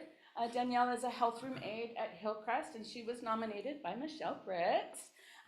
Danielle spent her day supporting the students and teachers at Hillcrest. And we recently had a significant shortage in the nurse room recently, shorthanded, and the Hillcrest staff had expressed to Michelle how much they appreciated Danielle's work, her diligence, and I just wanted to, bring her to your attention because her efforts have not gone unnoticed. The next two are my personal Educational assistants, these two work very closely with me, Vanessa Reyna and Yan Kuhn. Yan also works in the life skills room at Hillcrest, and Vanessa works with students K through 12. So both of them assist me in working with students, the multilingual students and their families. For example, Vanessa just this evening called one of our new students, or called the parents of one of our new students, just to kind of explain the program and, you know, coordinate services. But without them, we would not, in many cases, be able to communicate well with our Hispanic and Chinese-speaking families. And so I owe a lot of gratitude to each of them. They also help to encourage our multilingual families to continue to work with their children to hold on to their home language, because as you may know, as students are in the public schools here in the United States, they improve on their English skills, but oftentimes what happens is they will lose their home language, their ability to read and write, and sometimes even to speak in their home languages. And so they really help to encourage the families to work on those skills at home, because we don't necessarily have the resources as a school system to provide teachers in all the languages that our children speak. And similarly, we've been talking about how North Bend is the pride of all the West, right? And one of the things that I think that we can celebrate and really lift up is that we have students in this district who will be earning the Seal of Biliteracy again this year. There was 4 that were honored last year at graduation, and this year there will be a larger number. I don't know the exact number yet because there are some who are still testing. But the one student, the first one who tested in as a junior, will be graduating this year.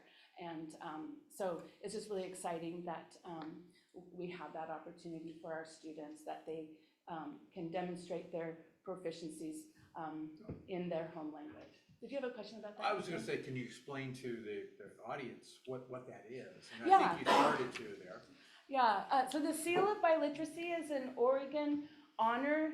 In fact, it's worldwide, but in Oregon, you can earn a Seal of Biliteracy if you are proficient, highly proficient in 2 languages, so English being one of them, and if they can demonstrate proficiency in a second language, and usually it doesn't have to be their home language. Like I myself, as a native English speaker, could earn, if I were a student yet in school, earn a Seal of Biliteracy in a second language, porque yo hablo español, right? I could do that. And so what we want to do is encourage our multilingual students to hang on to their home language, and we want to encourage the native English speakers to broaden their perspectives and to gain the skills that come with learning a second language. In Oregon, there's also a Seal of Multiliteracy, and there is one student, an exchange student this year at the high school, who has expressed interest in taking the test. She's in Russian and of course in English, but also in Latvian and German as well, I think were the languages that she speaks. So we may have a multiliterate student to present at graduation as well, hopefully. So anyway, I did not expect to talk so long. Anyway, I'm done. Thank you, Eva. Thank you, Eva. Okay. 4E, Superintendent Report. Vince Swaggerty. I am very happy to say that the state recently came out with our official graduation rates for the 23-24 school year. North Bend High School increased 5% to this year, or last school year, 88.8% graduation rate. We were really pleased with that. It's a remarkable number because that freshman group, the last year senior group, were freshmen in 2021. As you recall, 2021, they started off at home. Right? And then in April of that year is when the governor said, you got to get everybody back in school in a hybrid. And so they came to school part days, and they were home part days. And then from that point in time till them walking across the stage last June, our high school staff just dove in and made it happen with those kids. And those kids actually had to do the work. They had to make it happen themselves. But at the end of their freshman year, 71.7% of them were on track to graduate. And 88.8 across the stage, which means that 17% is the work of the high school to make that difference, to catch that many kids up from a place where they weren't going to graduate to the place where they walked across the stage. So I am extremely happy and that particular group had that greater rate. The state increased from 81.3 to 81.8%, so we were 7% higher than the state average. So,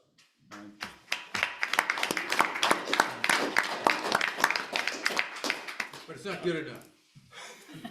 There's 12% or 11.2% we're trying to get. There we go. Okay, we have headroom, but I do want to celebrate the success of that. Yeah. I also wanted to mention strategic planning, so I just have, but I'm basically, Mary is saying what I said in my thing here, is we're coming to the end of the process. We've appreciated everyone being part of that. I also want to mention that, in case you haven't heard, that we did finally select, someone applied that was qualified. We selected a teacher for Bitty Bulldog 2.0. We started this year with a preschool for the first time in about a decade. And they came to us, that's Preschool Promise funded, grant funded program. They came to us and said, would you be interested in opening a second classroom?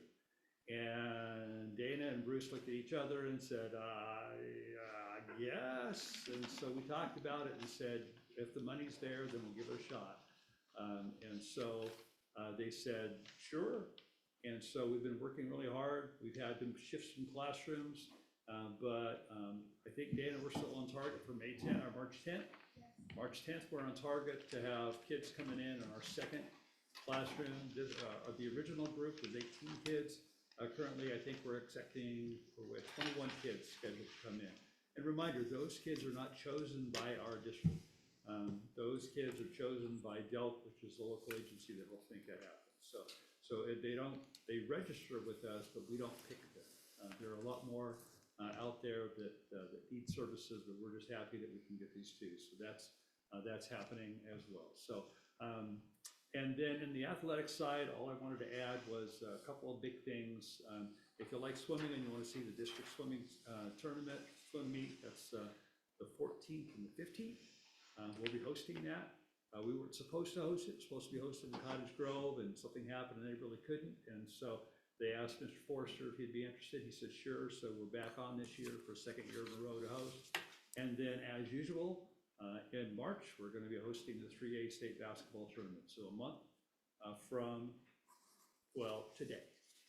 So in a month, we're going to be hosting that. So because there's so many businesses here who are going to help sponsor things, wink, wink, we appreciate your support in helping with the 3A basketball tournament and making that happen. It's a true collaboration with our business community as well as in the school community, both districts, obviously, since we're both co-hosts. So, thank you.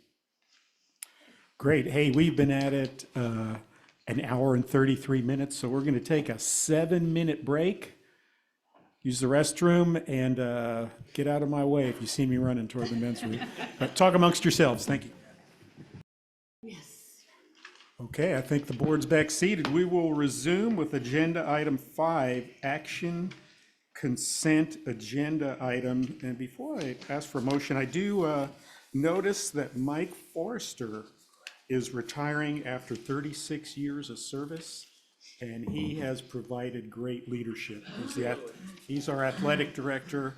The man's got a heart for the kids. And I worked for Mike personally as a tennis coach for a little over 3 years, and he is a great leader. So a race well run for Mike.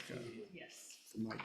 So, okay, with that, is there a motion to approve the action consent agenda as presented? So moved. Second? Okay, there's a motion and a second. For the action consent agenda, all in favor, say aye. Aye. 7-0. Okay, item 6 is not there. And item 7, proposed urban renewal agency plan action.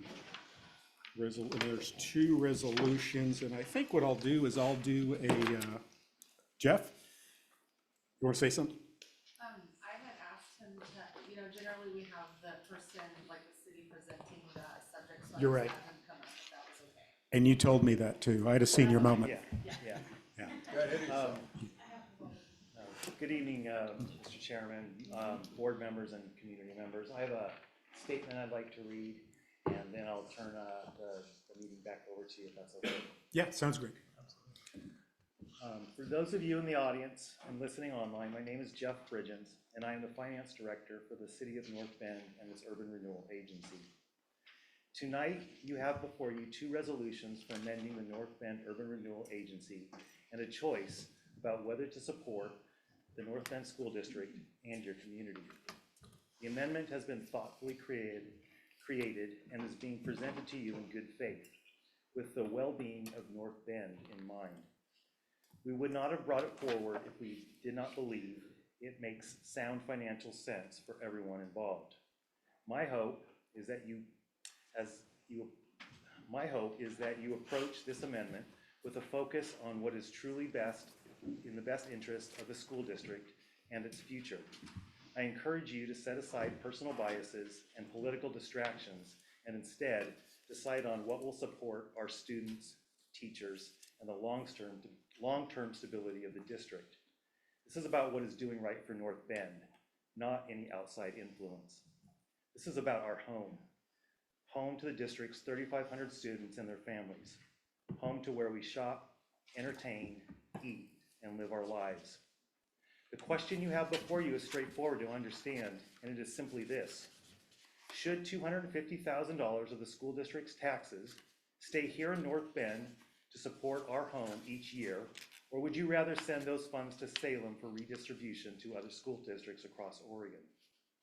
To be clear, the amount of funding the district receives from the state remains unchanged, whether you choose to keep those funds local or to send them to Salem. Your funding is based on school enrollment. This is an easy choice to make. Keeping local funds local and using them to support new housing in our city directly benefits the school district by aiding in its enrollment. Over the past 5 years, enrollment in the school district has rapidly declined. With the addition of 72 new housing units comes a reasonable expectation for enrollment growth. Increased enrollment directly increases the district's funding from the state, ensuring sufficient funds for future school budgets, funds that will allow you to pay your teachers, attract talent to the district as it grows, and support our students. If that isn't justification enough, let's talk about tax relief. This proposal will lower property tax bills for our residents. Let me repeat that. Saying yes to this resolution will directly benefit taxpayers because the urban renewal special levy will sunset immediately with the approval of this amendment. When was the last time you heard a government come to you with a plan to lower your property tax burden? This is an opportunity for the school district to show taxpayers that you chose to reduce their property taxes when given a chance. This resolution means putting real dollars back in the pockets of our citizens. Perhaps the citizens of North Bend will remember this gesture the next time the school district seeks future support for its school bonds. At a time when many communities, including cities and school districts, are in decline, we can stand together and proactively move in a different direction to help ourselves in the face of so many economic uncertainties. Here is North Bend's chance to do something for the betterment of North Bend. Nobody can do that except us. We're the ones who live here and care most about North Bend. Coos County is not going to present solutions to strengthen the city's budgets, ensure delivery of essential public services, maintain our streets, foster a vibrant community for our residents and businesses to thrive. Likewise, Coos County is not coming forward with ideas to increase your school enrollment or stabilize the North Bend School District's budgets each year. All they have done is taken a position of opposition without offering any alternatives. We would not have brought this to you if we believed it failed to have the school district's best interests at heart. The city of North Bend stands proudly as a champion for our schools and students. Just listen to the blaring siren parades escorting our students out of town on their way to state, or observe your city library's summer reading program for children that foster an improved academic environment for academic achievement. Instead of saying no, let's look for reasons to say yes, because there are tangible reasons to do so. Here's a summary of the main points supporting yes. This amendment costs the school district nothing. Your funding remains unchanged. Supporting this amendment keeps $250,000 of the school district's taxes here in North Bend to be used locally rather than sending to Salem for redistribution to other school districts around the state. This amendment directly benefits the school district by helping to stabilize and grow school enrollment by adding new housing for families in North Bend. Growing enrollment means increased state revenue for the North Bend School District's budget. This proposal immediately reduces property taxes for local citizens, putting money back in their pockets. Your vote means standing for lower taxes. Supporting this amendment supports the local economy and downtown revitalization. Supporting this amendment will provide housing that is affordable with a preference given to those in education. This is a chance for North Bend to be self-sufficient and support its own growth rather than relying on others. We can take control of our future. I urge you to approve these resolutions and invest in our community, our schools, and our hometown. Keeping our resources local is the only sensible choice. Sending more resources to Salem changes nothing for the school district financially and only takes away from what we could be doing right here to strengthen and support our own community, all while lowering the tax burden, the burden of property taxes. You have nothing to lose and so much to gain. Let's focus on what truly benefits us and ensures a brighter future for our schools, our local businesses, and our residents. Thank you. Okay, thank you. I have a question or two. Sure. I mean, you're a finance guy. I've been reading, needless to say, I've gotten things in the mail and Gmail and stuff like that. With the city owning and operating the units there, it would basically be back on tax rolls because you're a commercial enterprise at that point in time.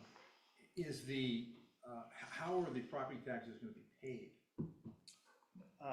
So the housing units would be, it would be a housing operation. Obviously it would be paid out of the rents that, covers. So the rents paid would be covering the operational costs of the building. So that would be coming out like the general fund kind of dollars? It would not be coming out of general fund, no. Okay, all right, okay.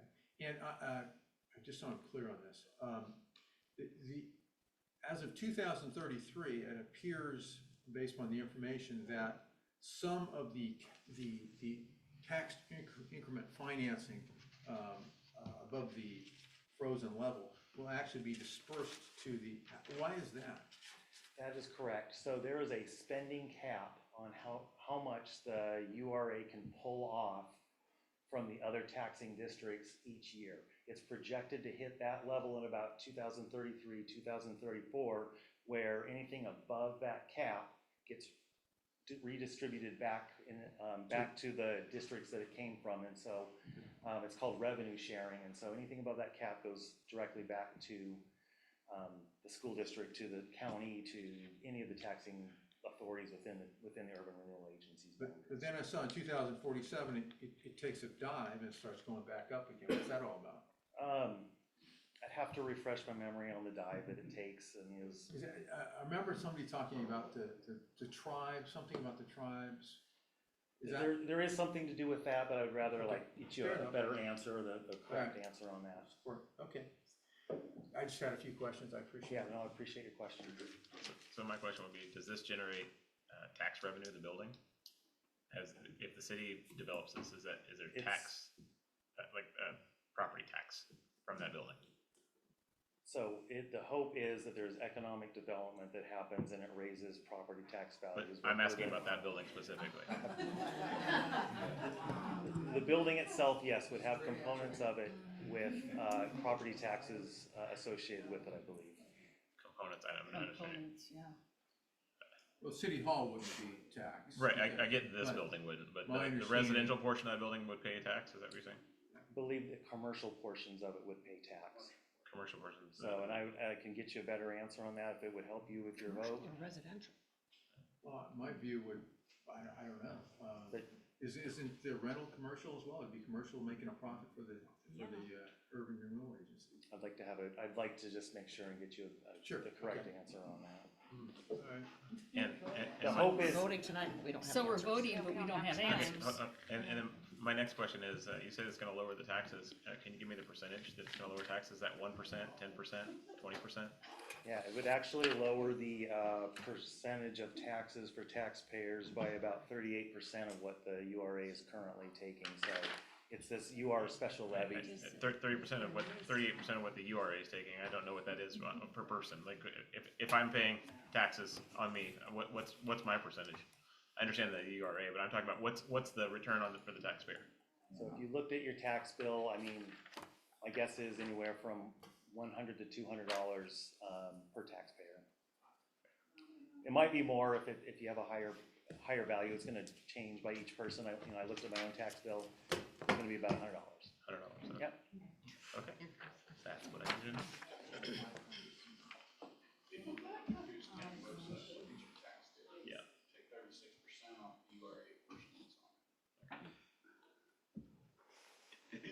There was a statement about questions and not having the information for the votes tonight. As this governing body is aware, we responded to 49 pages of documented questions and answers. This particular question was in there. No different than the North Bend Hotel that has housing, it is on the tax rolls. They pay taxes. The commercial enterprise of anything that is involved with the Urban Renewal Agency is taxed. It's back on the tax rolls. And so this property, which has been said from day one from the Urban Renewal Agency and the City Council of North Bend, was the intent that after 100 years, the project would be back on the tax rolls and would be generating funds. As it was stated about the City Hall offices, that is pie in the sky. As I've said on our prior discussions, there has been no decision, there is no designs, there's no layout. We have in here a resolution that would allow the Urban Renewal Agency to consider putting in City Hall offices if this building was demolished, and it would create about 40 additional units, so we would actually increase. There are things that have to occur for that to happen. We don't own the building that's in between us, so the URA would have to consider that. The grade from McPherson to Union is significant enough, so the parking, as I've mentioned in the past, would be on the parking garage, which would allow under the parking garage an area along Union that could be used for City Hall offices. We are spread out in a lot of areas that's very inefficient. This building needs in excess of $8 million of seismic upgrades. The city taxpayers are not being asked to foot this. This entire plan was put together so that it was a win-win for everybody that could solve problems, give tax breaks, help with housing issues, revitalize our downtown, have walking foot traffic that could support the businesses, and move North Bend forward. So I'm sorry if you didn't feel that Jeff could answer that question, but you know, there's another room and group of us all listening, so I apologize moving from one room to another, but that's why I was intent on listening to the questions. I have a question. You were talking about a building that you don't own yet. What one's that? That is the former theater, which is now a church. The Urban Renewal Agency does have first right of refusal in writing from the church, so it could exercise that option. It has not done so. The church currently has it advertised on the market at $1.2 million. And so we do not own that building. So the physical 72 units would be on the existing footprint of the property that is owned, which is the annex. However, we, as I mentioned, have options to extend that and create additional housing downtown. Yeah, you wouldn't be thinking about building around that church, would you? No. Okay, because I. No, it would be on the existing, it's a great question. It would be on the existing footprint of the existing property we own, The annex. the annex.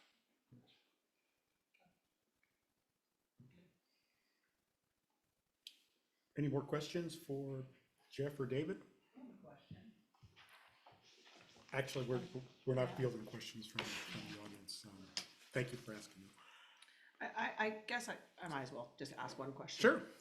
I actually had a couple, but I'll leave it to just one. On page 12 of well, it's our page 25, but it's page 12 of understanding urban renewal. At the bottom, it says, upon request of the agency, the City Council of the City of North Bend may, as necessary to achieve plan objectives, issue revenue bond certificates, notes for local improvement or special assessment districts, and seek general obligation bonds to assist in completing projects earlier or in financing the plan. General obligation bonds will be considered last as a funding method. Would this go to the voters, or is this something that you guys can just issue a bond?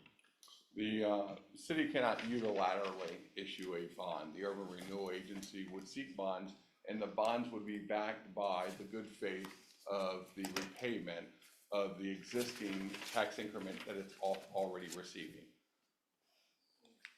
URAs by law are supposed to be in debt.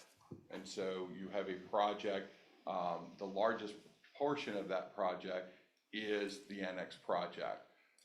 So there are projects that would be done throughout the 30 years, but yes, we would seek indebtedness very shortly in order to move that project forward. Okay, so those bonds are not specifically to the taxpayers of North Bend? No.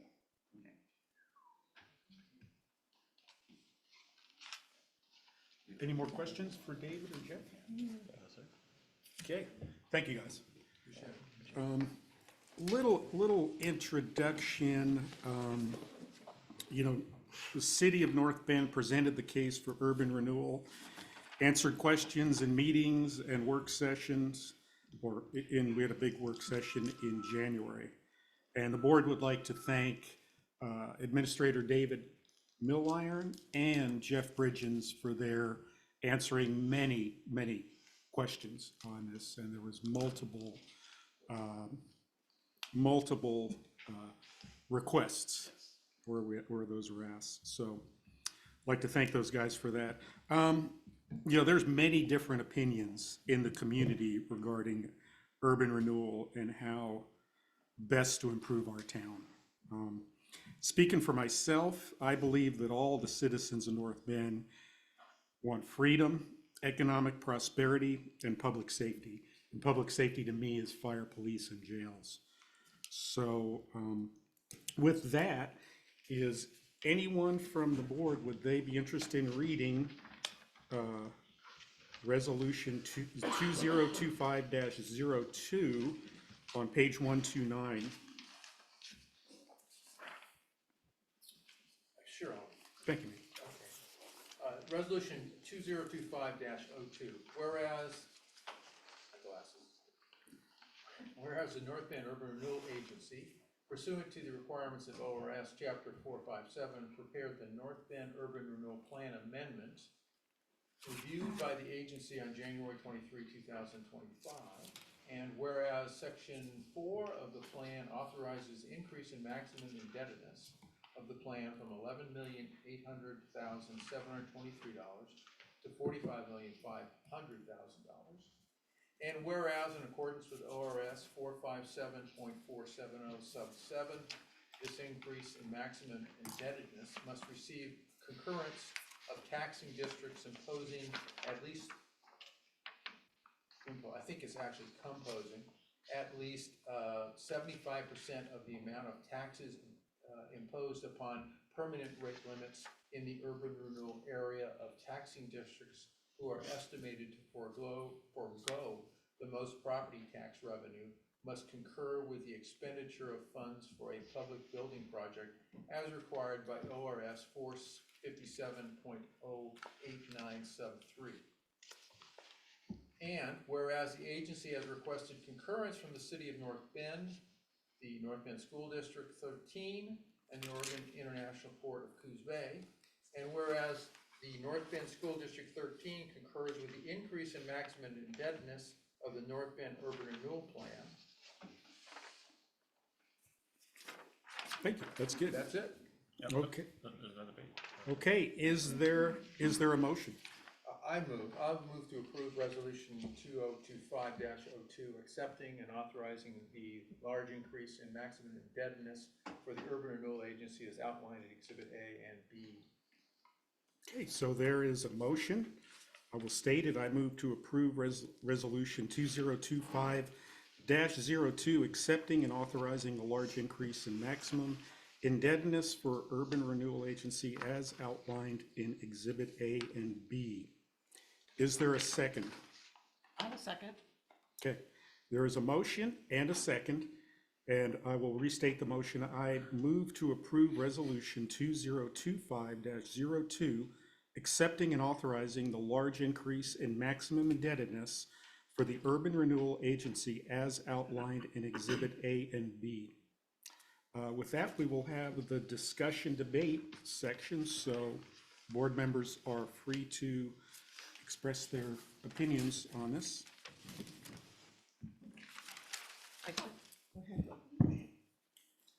I guess I'll start. So I think speaking of the board, all 7 of us have put a lot of time into this, and this is above our pay grade. We're doing something that is not a school board common thing. And we were just presented this beginning of November. We've spent a lot of hours researching, and it doesn't, no matter what we decide, know that we all love North Bend and we all want the best for this community. That being said, something that I said in a work session that we had concerning this is a lot of pressure for the North Bend School Board, for our city of North Bend. And we are asked to approve something going from $11 million to $44 million over 30 years. Many of us won't be here. And we are asked to put our stamp of approval on something that once we do, figuratively, we are being handcuffed and have no control once we do that. And that's where I'm coming from specifically. I love the idea of housing. I love the idea of wanting to make our city better, but we don't have control on how the city manages their money, and that is something that I'm concerned about specifically. And yeah.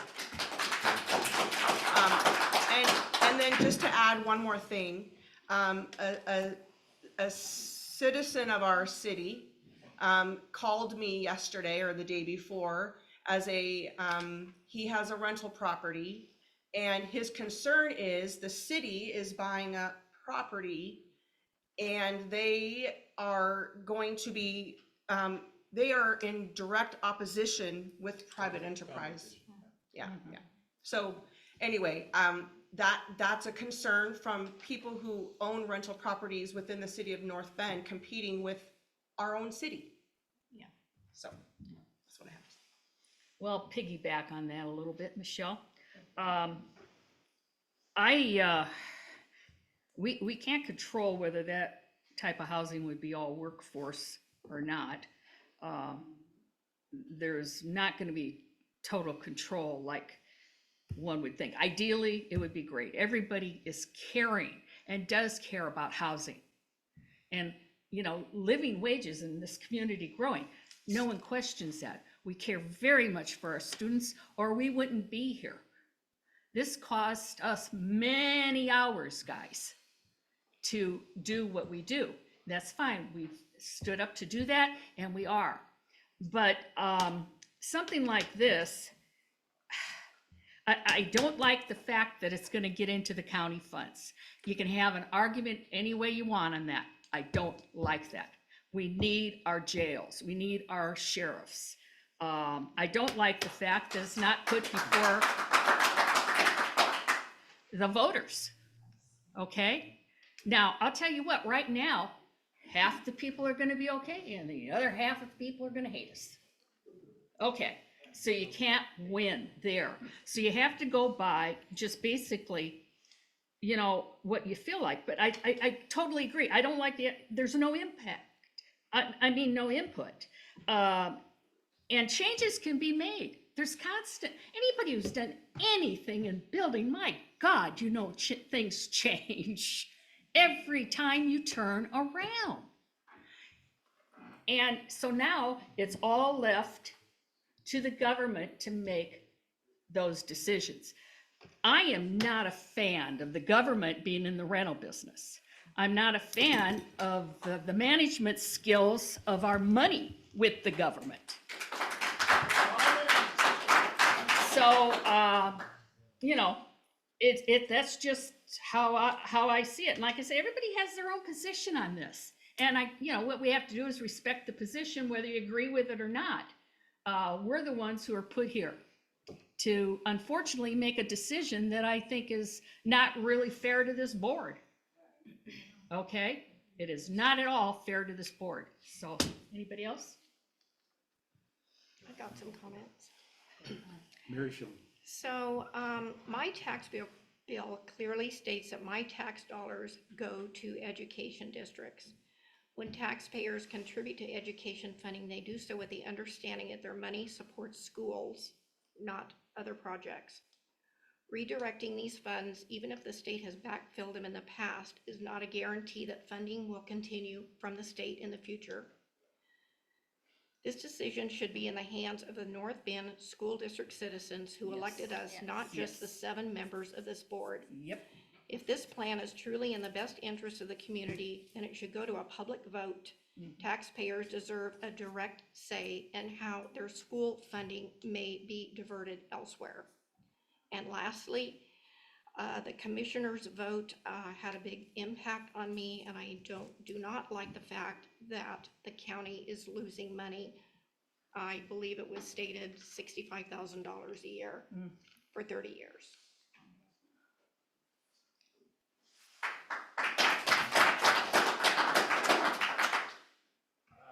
If I may?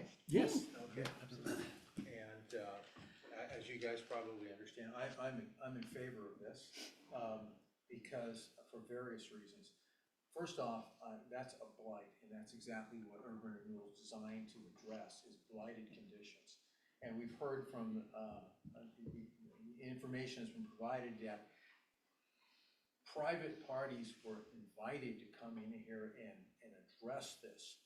To take it down and build something that's gonna be, you know, a shining light here in North Bend, and no one was interested in doing it because it doesn't pencil out from a private point of view. That's exactly where urban renewal purpose is to come in and do things that the private entities can't do. If we don't pass this, I don't see how that building's ever gonna come down, or how we're going to be improving the area where it is now. I understand the concerns that are voiced here, and I respect that, and people out there who voiced their concerns about URA in general and such. But I have seen URA work very well at Coos Bay and here in North Bend. And at the same time, I've seen them have not worked that well. So, someone said earlier, you know, basically that there is no status quo. Either you're moving forward or you're falling back. And I think we need to move forward. We move forward with putting workplace housing there, taking down a blighted area. As far as the county's concerned, I hate, right now, they're not getting the money. And I guess, whenever the current plan would expire, that's when they would start getting the $65,000. $65,000 is not gonna open another pot there. It's not gonna pay for another sheriff. The reality is, I think we need to do something. That's why I made the motion. It sounds like I'm probably gonna lose on this one, but hey, we're all entitled to our opinion. I do respect your opinions. Anybody else? Thank you, Nick. Dallas? Yeah, I'll do it.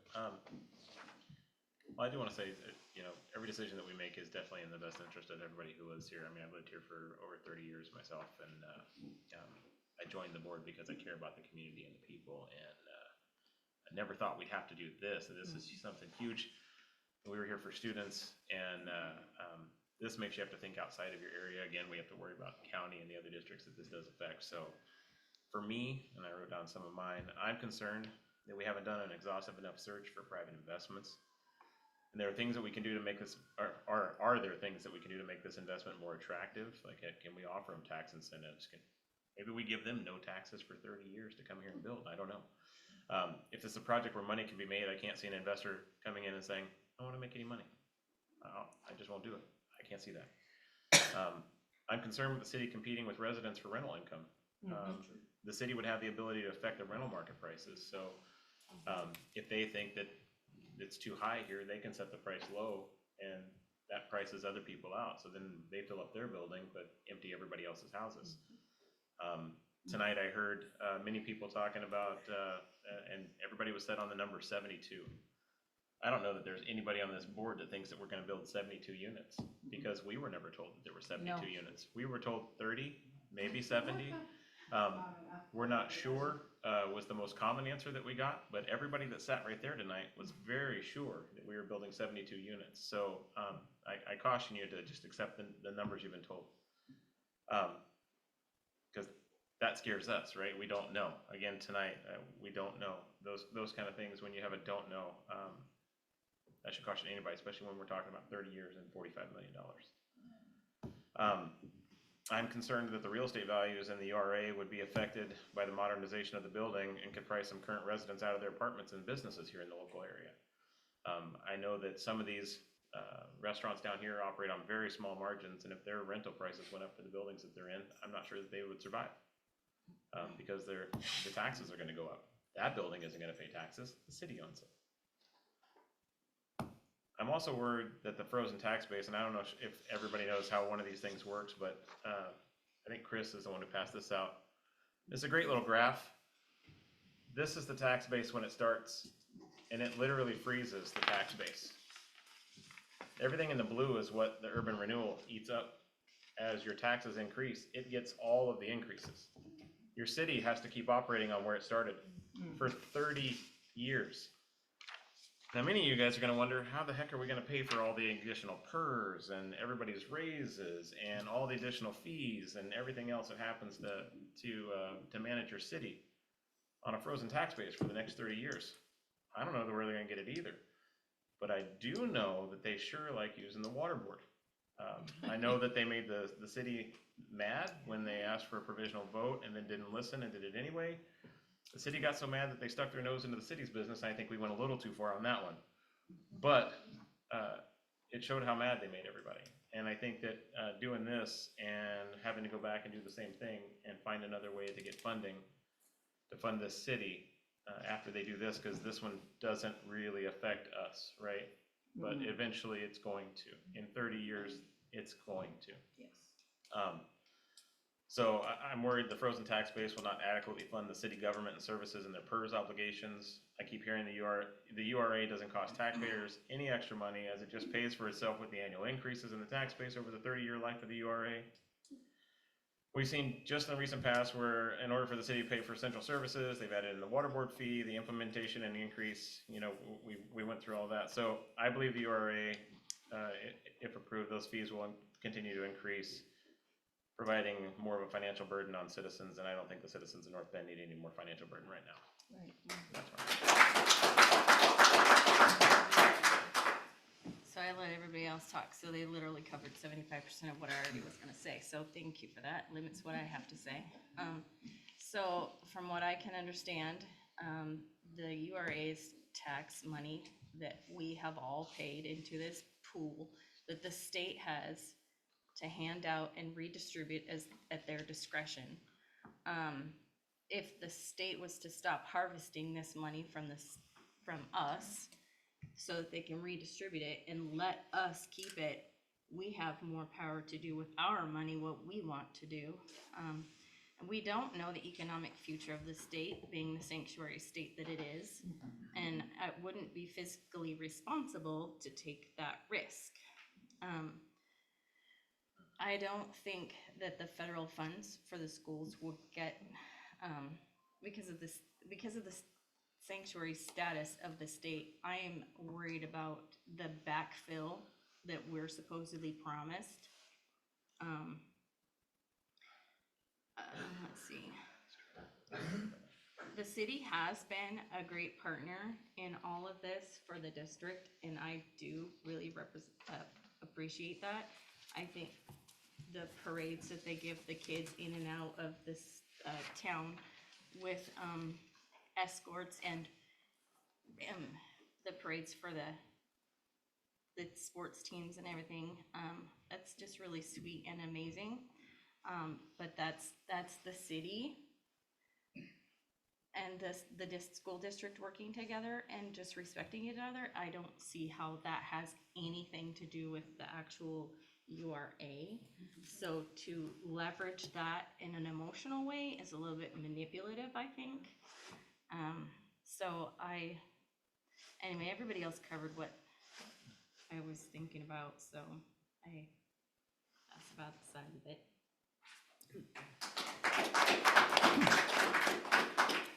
Okay. Last, I was a little bit of two minds on this. I look at the pros. What's in it for the school district is increase in students in a statewide environment of declining enrollment. That's truly what's there. It also, it cleans up old infrastructure, blight, however you want to call it. The cons, as I see it, I have a philosophical preference for private enterprise to perform construction and manage an apartment plan of this. And I don't like to see the city to be in the real estate business competing with private citizens. I don't think that's the place.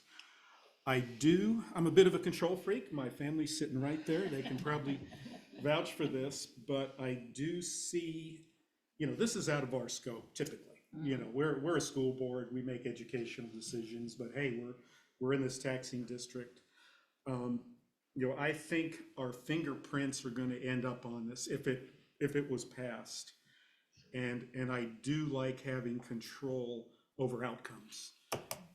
In the world I lived in when I worked and currently, my metric is the outcome, not my intention, not the intentions. So I just see some risk in the costs, the execution, and then the management, property management, who gets to live there. Yeah. So those are my big concerns. I do note that the Coos County Commissioners, and this is a loose restatement of the World article, unanimously voted 3-0 not to approve the second resolution on December 3rd.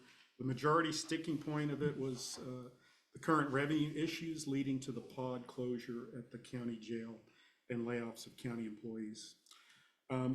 The idea that it goes to a public vote is kind of, there's some romance to that with me. So that's my comments. Any further comments from the board? I have one more thing that I observed out here that I think was, I don't know if it's dishonest or just the way it was presented, is that the folks here, we were told that this would be long-term housing. And I think most of the people that sat here and talked to us, the way you were explaining it, or the way it was said, sounded like it was transitory housing. Yeah, we're gonna bring people in so they have time to sit and look for a house in the area. If we don't have houses in the area, sitting in that building is not going to make them appear. Right. Right? So it just means you're going to be living in that building. So it's either long-term housing or it's transitory. I think in here, it was presented again by most of the folks who talked about it as transitory. The housing that we need is not that building, that's not where people wanna live. Clearly, it's not where people wanna live, because when people were talking about it, you're talking about getting them in to get them out. For me, if we wanna build houses, then we need to make the area more attractive to people who wanna invest in our area. And it's not by, hi, I'm from the government and I'm here to help.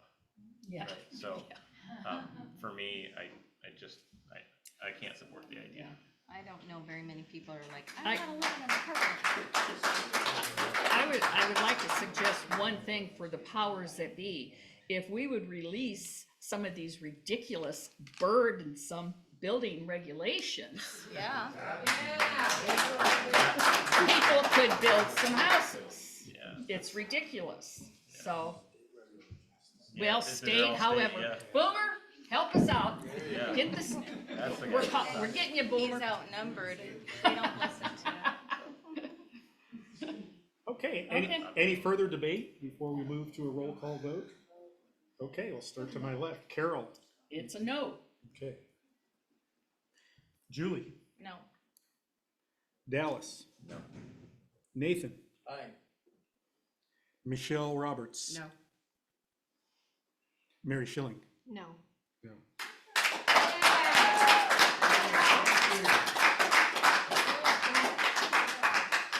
Board Chair, no.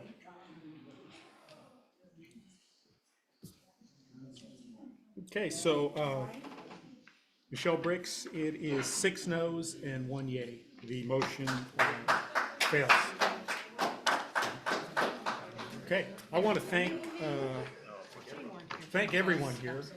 We have another one to do, but I'd like to thank everybody for their thoughtful participation in this and The next carefully. one will be easy, huh? Yeah. No, we don't go number two. We don't? No, we don't, if the first one fails, I don't think you take up the next one. Oh, It okay. doesn't matter. All right. Okay. Well, that Sound would right, make Vince? sense if you don't have the next one. Yeah, Okay. because without the first one, the second one doesn't exist, yeah. Do we have to vote on that though? Should we? Even, Let's vote on it. Okay, Or make a motion if no one seconds it, it dies anyway, so. okay. Yeah, do that. okay. All right. I wanna say no. 2025-03. Does anyone want to read it? Nathan, you read one already. I read You one. don't have to. Someone else's job. Here, Dallas, do thank you you. want me to make the motion? Here we go. Okay, Here we go. okay. All right. Motion number 2.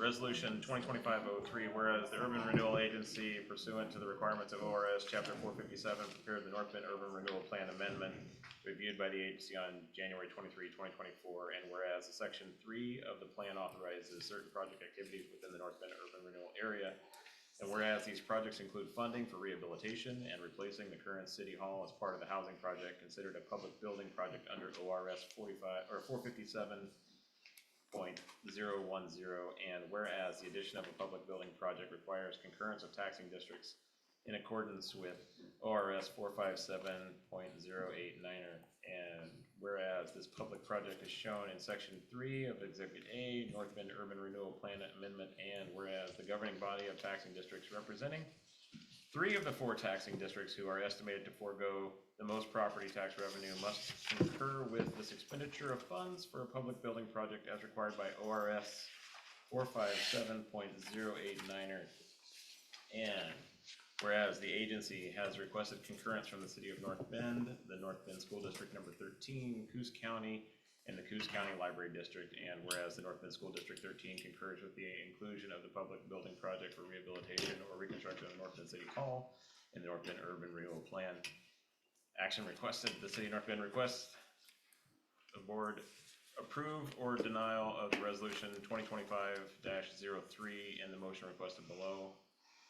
And I move to approve resolution 2025-03, accepting the listed urban renewal projects in Exhibit A and B. So are you making the motion? Or I you- just did. Motion. I'll second it. Oh. Michelle seconded it, okay. There is a motion and a second, and I will reread the motion. I move to approve Resolution 2025-03, accepting the listed urban renewal projects in Exhibit A and B. Debate? No. None, okay. We'll go with roll call vote. Yeah. Couldn't get it out. All right. All right. Carol, No. Julie, No. Dallas, Nay. Nathan, No. okay, Michelle? No. No. Mary? No. No. And me, no. So it's 7 no's. Okay. Thanks for all the time. Thank you for the public coming out here. Yeah, and the participation and the work that was done on this. Okay, agenda item 8, appoint budget committee members. Number 8. That's the action item. So, yeah, there is, hey, we're thankful we got 2. However, whoever, are they here? Anybody here, or one of them might? Oh, there's one. Yeah. Are you here and awake? Sorry if we talk Blythe, to sleep. Blythe Van Gordon? That is me. Hey, Blythe, thank you for that. Thank you. Yes. And we'd also like to thank Rodney Stockup. And so anyway, action requested, it is recommended the board approve the 3-year appointment of candidates for Zone 3 and 7 of the Budget Committee. Names for consideration, position 3, Blythe Van Gordon, position 7, Rodney Stockup. I move to appoint the following for the North Bend School District Budget Committee, positions 3 and 7 for 3-year terms ending June 30th, 2027. I second that. Okay, a motion and a second. I will repeat the motion. I move to appoint the following for the North Bend School District Budget Committee, positions 3 and 7 for 3-year terms ending June 30th, 2027. Discussion? We're glad you're here. Yeah, thank you. Let's have a vote. All in favor, say aye. Aye. Aye. 7-0. Thank you. Thank you for that. Thank you. It's exciting work. We appreciate you. It's necessary work. It is definitely Thank you necessary. for that. Far You get some from free exciting. food also. Oh, yeah. That is true. Yeah, they do feed us. Catering is. Okay. All right, moving on to agenda item 9, academic calendar, semester calendar at the secondary level. Vince, do you want to discuss this one? Yeah, as we talked about in the board work session 2 weeks ago, thank you for discussing that with us at that time. We have for quite a period of time talked about the concept of aligning our entire district with one type of system. As you may know, the elementary schools have been on a semester system for a number of years. Middle school and high school have stayed with the trimester model. The trimester model is one that that sets us apart from nearly every other high school in the state. It brings with it a series of challenges. One of those challenges is inter-district alignment, maybe intra-district alignment. For example, our elementary schools have days that don't line up with the trimesters, because at the end of a trimester, you gotta have a grading day, and you gotta do all those pieces, and so the challenge of providing professional development that's aligned, that's trying to put a calendar together that actually has district level alignment has been frustrating. Also, the state of Oregon has, maybe not for the first time, but the first time in a long time, started making requirements that include half credits. So when they required, the State Board of Education decided to put personal finance back on as a state requirement. It hadn't been a state requirement since essentially I was in high school. And so covered wagons, you know, so at some point they pulled that off, and so it's back on, but it's back on as a half credit. Well, unfortunately, we have a hard time doing a half credit when you're in a trimester system. So to get a half credit, you really essentially got to take 2/3 of the year, and so you're getting 0.67 credit, if you will. And so they did the same thing with that college and career readiness, as well as requirement of civics, a half a year of civics. So to meet those requirements, we're having to overteach, which is not very efficient. Some other things that we thought we would share, we put together a prototype calendar that we gave to our calendar committee yesterday to review. And in that prototype calendar, we counted the hours of instruction. Because one of the main focus points for us was hopefully to increase the number of hours of instruction students have throughout the year. And in fact, when we had Melanie Moeller, who is our state reporting person, she's the one that counts the hours at literally every level so that we can report that to the state. The comparison of the hours that we have this year and the hours we have next year are different in this way. 15 additional hours of instruction on a semester schedule on the calendar that we created. Even though the elementary schools are currently on a semester schedule, the efficiencies that we create give them 15 additional instructional hours. At the middle school level, they have 7 additional instructional hours, which is more than 1 day of instruction. At the high school level, 6 additional instructional hours. We also looked at instructional efficiency. For example, we have every term, we have kids that want to change their schedule. And so when you change your schedule, you get a new schedule, and then you go through a week or so where it seems like every student from 6th grade to 12th grade wants to change at least one of their classes. And so what ends up happening is that takes up a lot of time that students are not actually getting instruction because they're trying to swap one for another, and there's a lot of distraction in those times. Well, instead of having 3 times a year where kids get new schedules, you're talking about twice a year. So you reduce some of the inefficiency that happens every time that you change your schedule. We are reducing at the secondary level the number of days of grading. We are also moving forward with the notion, if this is passed, that instead of having a grading day at the end of the 9 weeks, because the 9-week point is just kind of a fancy progress report time, we're just gonna actually make sure our teachers are up to date with their grade book, and they're gonna push the button in Synergy that says progress report. And so we'll actually reduce the number of days that we actually have as grading days. And then you think about finals. Instead of 3 different weeks where we focus on finals, you'll have 2 weeks where you do that, which means that you have more time to actually provide direct instruction rather than having kids go through a finals week that is positive. It's good to have that accountability in terms of your grading, but it's also it's also kind of distracting in the week too. Takes away from that direct instructional time. We did get input from our staff, especially the high school staff. The survey was created that we had a chance our district leadership team had a chance to review, and almost overwhelmingly, they were at least neutral. In fact, most of them were. It was pretty much like, yeah, okay, we can do that. And there were a few that, generally speaking, were against it, but pretty much everybody else. And I say a few, like percentage-wise, there were several different questions that kind of ranged into, 15 to 20 to 25% range, depending on the question. So it's pretty safe to say, without just staring at the data right in front of me, that about 3/4 of the staff were at least okay, neutral to definitely wanted. That also included a special look with our CTE program. In fact, one of the things, and you heard Ms. McClintock reference the concept of safety training.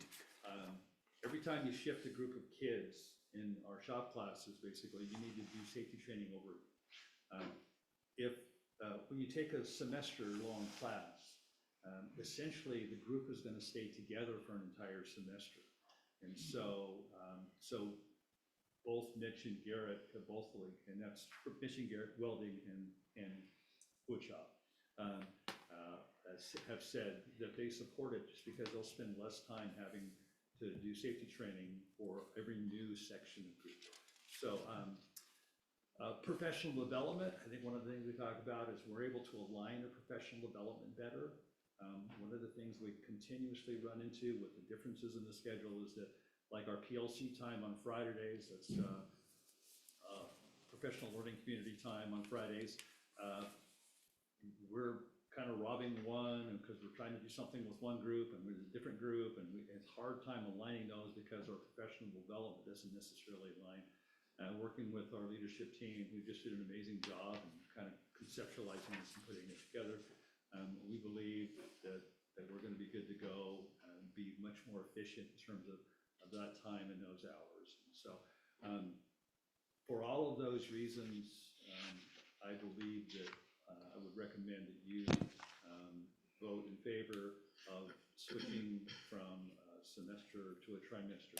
I will say this. I mean, Trimester, I said, yes, you got it. Trimester to semester. We know that every school around us is in a semester system. One of the things that is real is that we know that we have students that go back and forth between schools. So every time a student comes from another school and comes to here, we've got to go through this conversion process to figure out how many of our credits. And conversely, when our students go to other schools, that school's got to go through a conversion process to figure out what to do with the way we do credits. Right? And because right now, of course, we have 1 credit per trimester per class, and so what will next year, if you approve this, be 1 credit of social studies? I'm a social studies teacher, so if I teach US history for an entire year, that's 1 credit. Right now, in our system, that's 3. So when I have a student with US history that goes over to another school, and they got to try to figure out what those 2 credits or 3 credits add up to in a trimester or semester system. There's challenges there. It's not insurmountable challenges. We've been doing it for years, but that is, there's some efficiencies there that can be created. Thoughts or questions? We haven't enlisted doable to create an algorithm to take those 3 and turn them into 1. Talk with Joe. Joe is all things synergy. And that's one of the big questions we had, what kind of a difficulty factor would we have? The beauty of Synergy and most of those student information systems is it's really just very mathematical. So the challenges are not necessarily going to be with students who are passing all of their classes all year long, okay? Because it's easy to take that 1 year of US history that says 3 and turn that into a 1, right? The bigger challenge is what happens when you have a student who passed 2 of those 3 and you still have 1 left over, and they need that. But from a mathematical standpoint, for the next 3 years, we would have, we'll just be doing the math, like if you have 2 out of 3 credits, that's 0.67 of a credit. And so that it's gonna be the most difficult for the juniors because they have the most years under the current trimester system. Our freshmen are going to be pretty simple. The sophomores are going to be a little bit more difficult because they've got 2 years into the system. But in conversation with the counseling department and Principal Pendleton, and which we made sure and had those conversations. What do you think? What do you think that transition is going to look like? The migration of those numbers. They don't see that it's going to be particularly difficult because in worst case scenario, we sit down and we literally hand enter a number into the system in the transcript, and then that historical information will just move forward. Right. Okay. Is there a motion? I'll move it. I'll move to approve the North Bend Middle School and North Bend High School transition from a trimester system to a semester system beginning in the 2005 to 2006 school year. I'll second. 25. I said 2025 to 2026 school year. So there's a motion, and second it. Julie seconded. I'll reread the motion. I move to approve the North Bend Middle School and North Bend High School transition from a trimester system to a semester system beginning in the 2025-26 school year. With that, is there any further discussion? My daughter will Sorry. not talk to me. Yeah. Your daughter did a fabulous job. You better bring her an ice cream I cone. did enjoy her argument was Yes. actually well thought out. Very She well. did good. And on the Share spot, our, 3 minutes. Our appreciation to her for doing that. With an Yeah, extra big one. definitely. Yeah. She did very well, and it was very compelling. It almost Appreciate changed my mind. Okay, any further discussion? Okay, all in favor, say aye. Aye. 7-0. Okay, with that, okay, agenda item 10, board comments. Thank you everyone for coming out. Just really quickly, I mean, for this whole thing with the annex and everything, I would hope that North Bend would kind of reconsider what they're doing, how they're doing it. Maybe look at a private, public, option, I don't want them to give up, because I don't want that building Right. standing there. And again, I respect everyone's decision here and the people that spoke here. There's gotta be another way of getting that thing taken care of. Yeah. I would agree. I agree with that. I think they just, don't give up, move ahead, see what we can do, maybe it costs a little less money to the city and to Right. taxpayers. Yeah. I agree. I agree. I with that. agree. Good comment. Any further comments? Board, okay. Thank you guys for making it. With that, just information only, agenda item 11, just want to tell the board, we have a work session 2 weeks from today, February 20th. We will have an executive session with that. Jim, one of the things about that, if we recall, we're gonna have that board training. Yes. We're gonna talk a little bit about which one of the modules. I talked with the person from OSBA. We were looking at essentially 2 modules, and one of them included board self-evaluation. There's not enough time between now and then for them to go through that process, but they would be sending out a link to a survey and then putting the data together. So, with your permission, I think we're gonna let them know that the training on that work session will be the, kind of the boardsmanship 101 training, just a refresher in that. Is that all right? Yes. Yeah, that'll work. Yeah. We can all use it fresh, and I want to recognize Michelle Briggs got us a scholarship for that, for them to come down and do some in-person training with the board, and we all benefit in some training. I'm a big fan of continuous learning, so thank you for that. Sorry to disappoint you, the Hall of Champions is booked. That's a problem. We'll figure something out. We take back those kudos. Don't we have some clout or what? I guess not. All right, with that said, hey, we're adjourning the meeting. Thank you for everyone that hung in here with us. All right.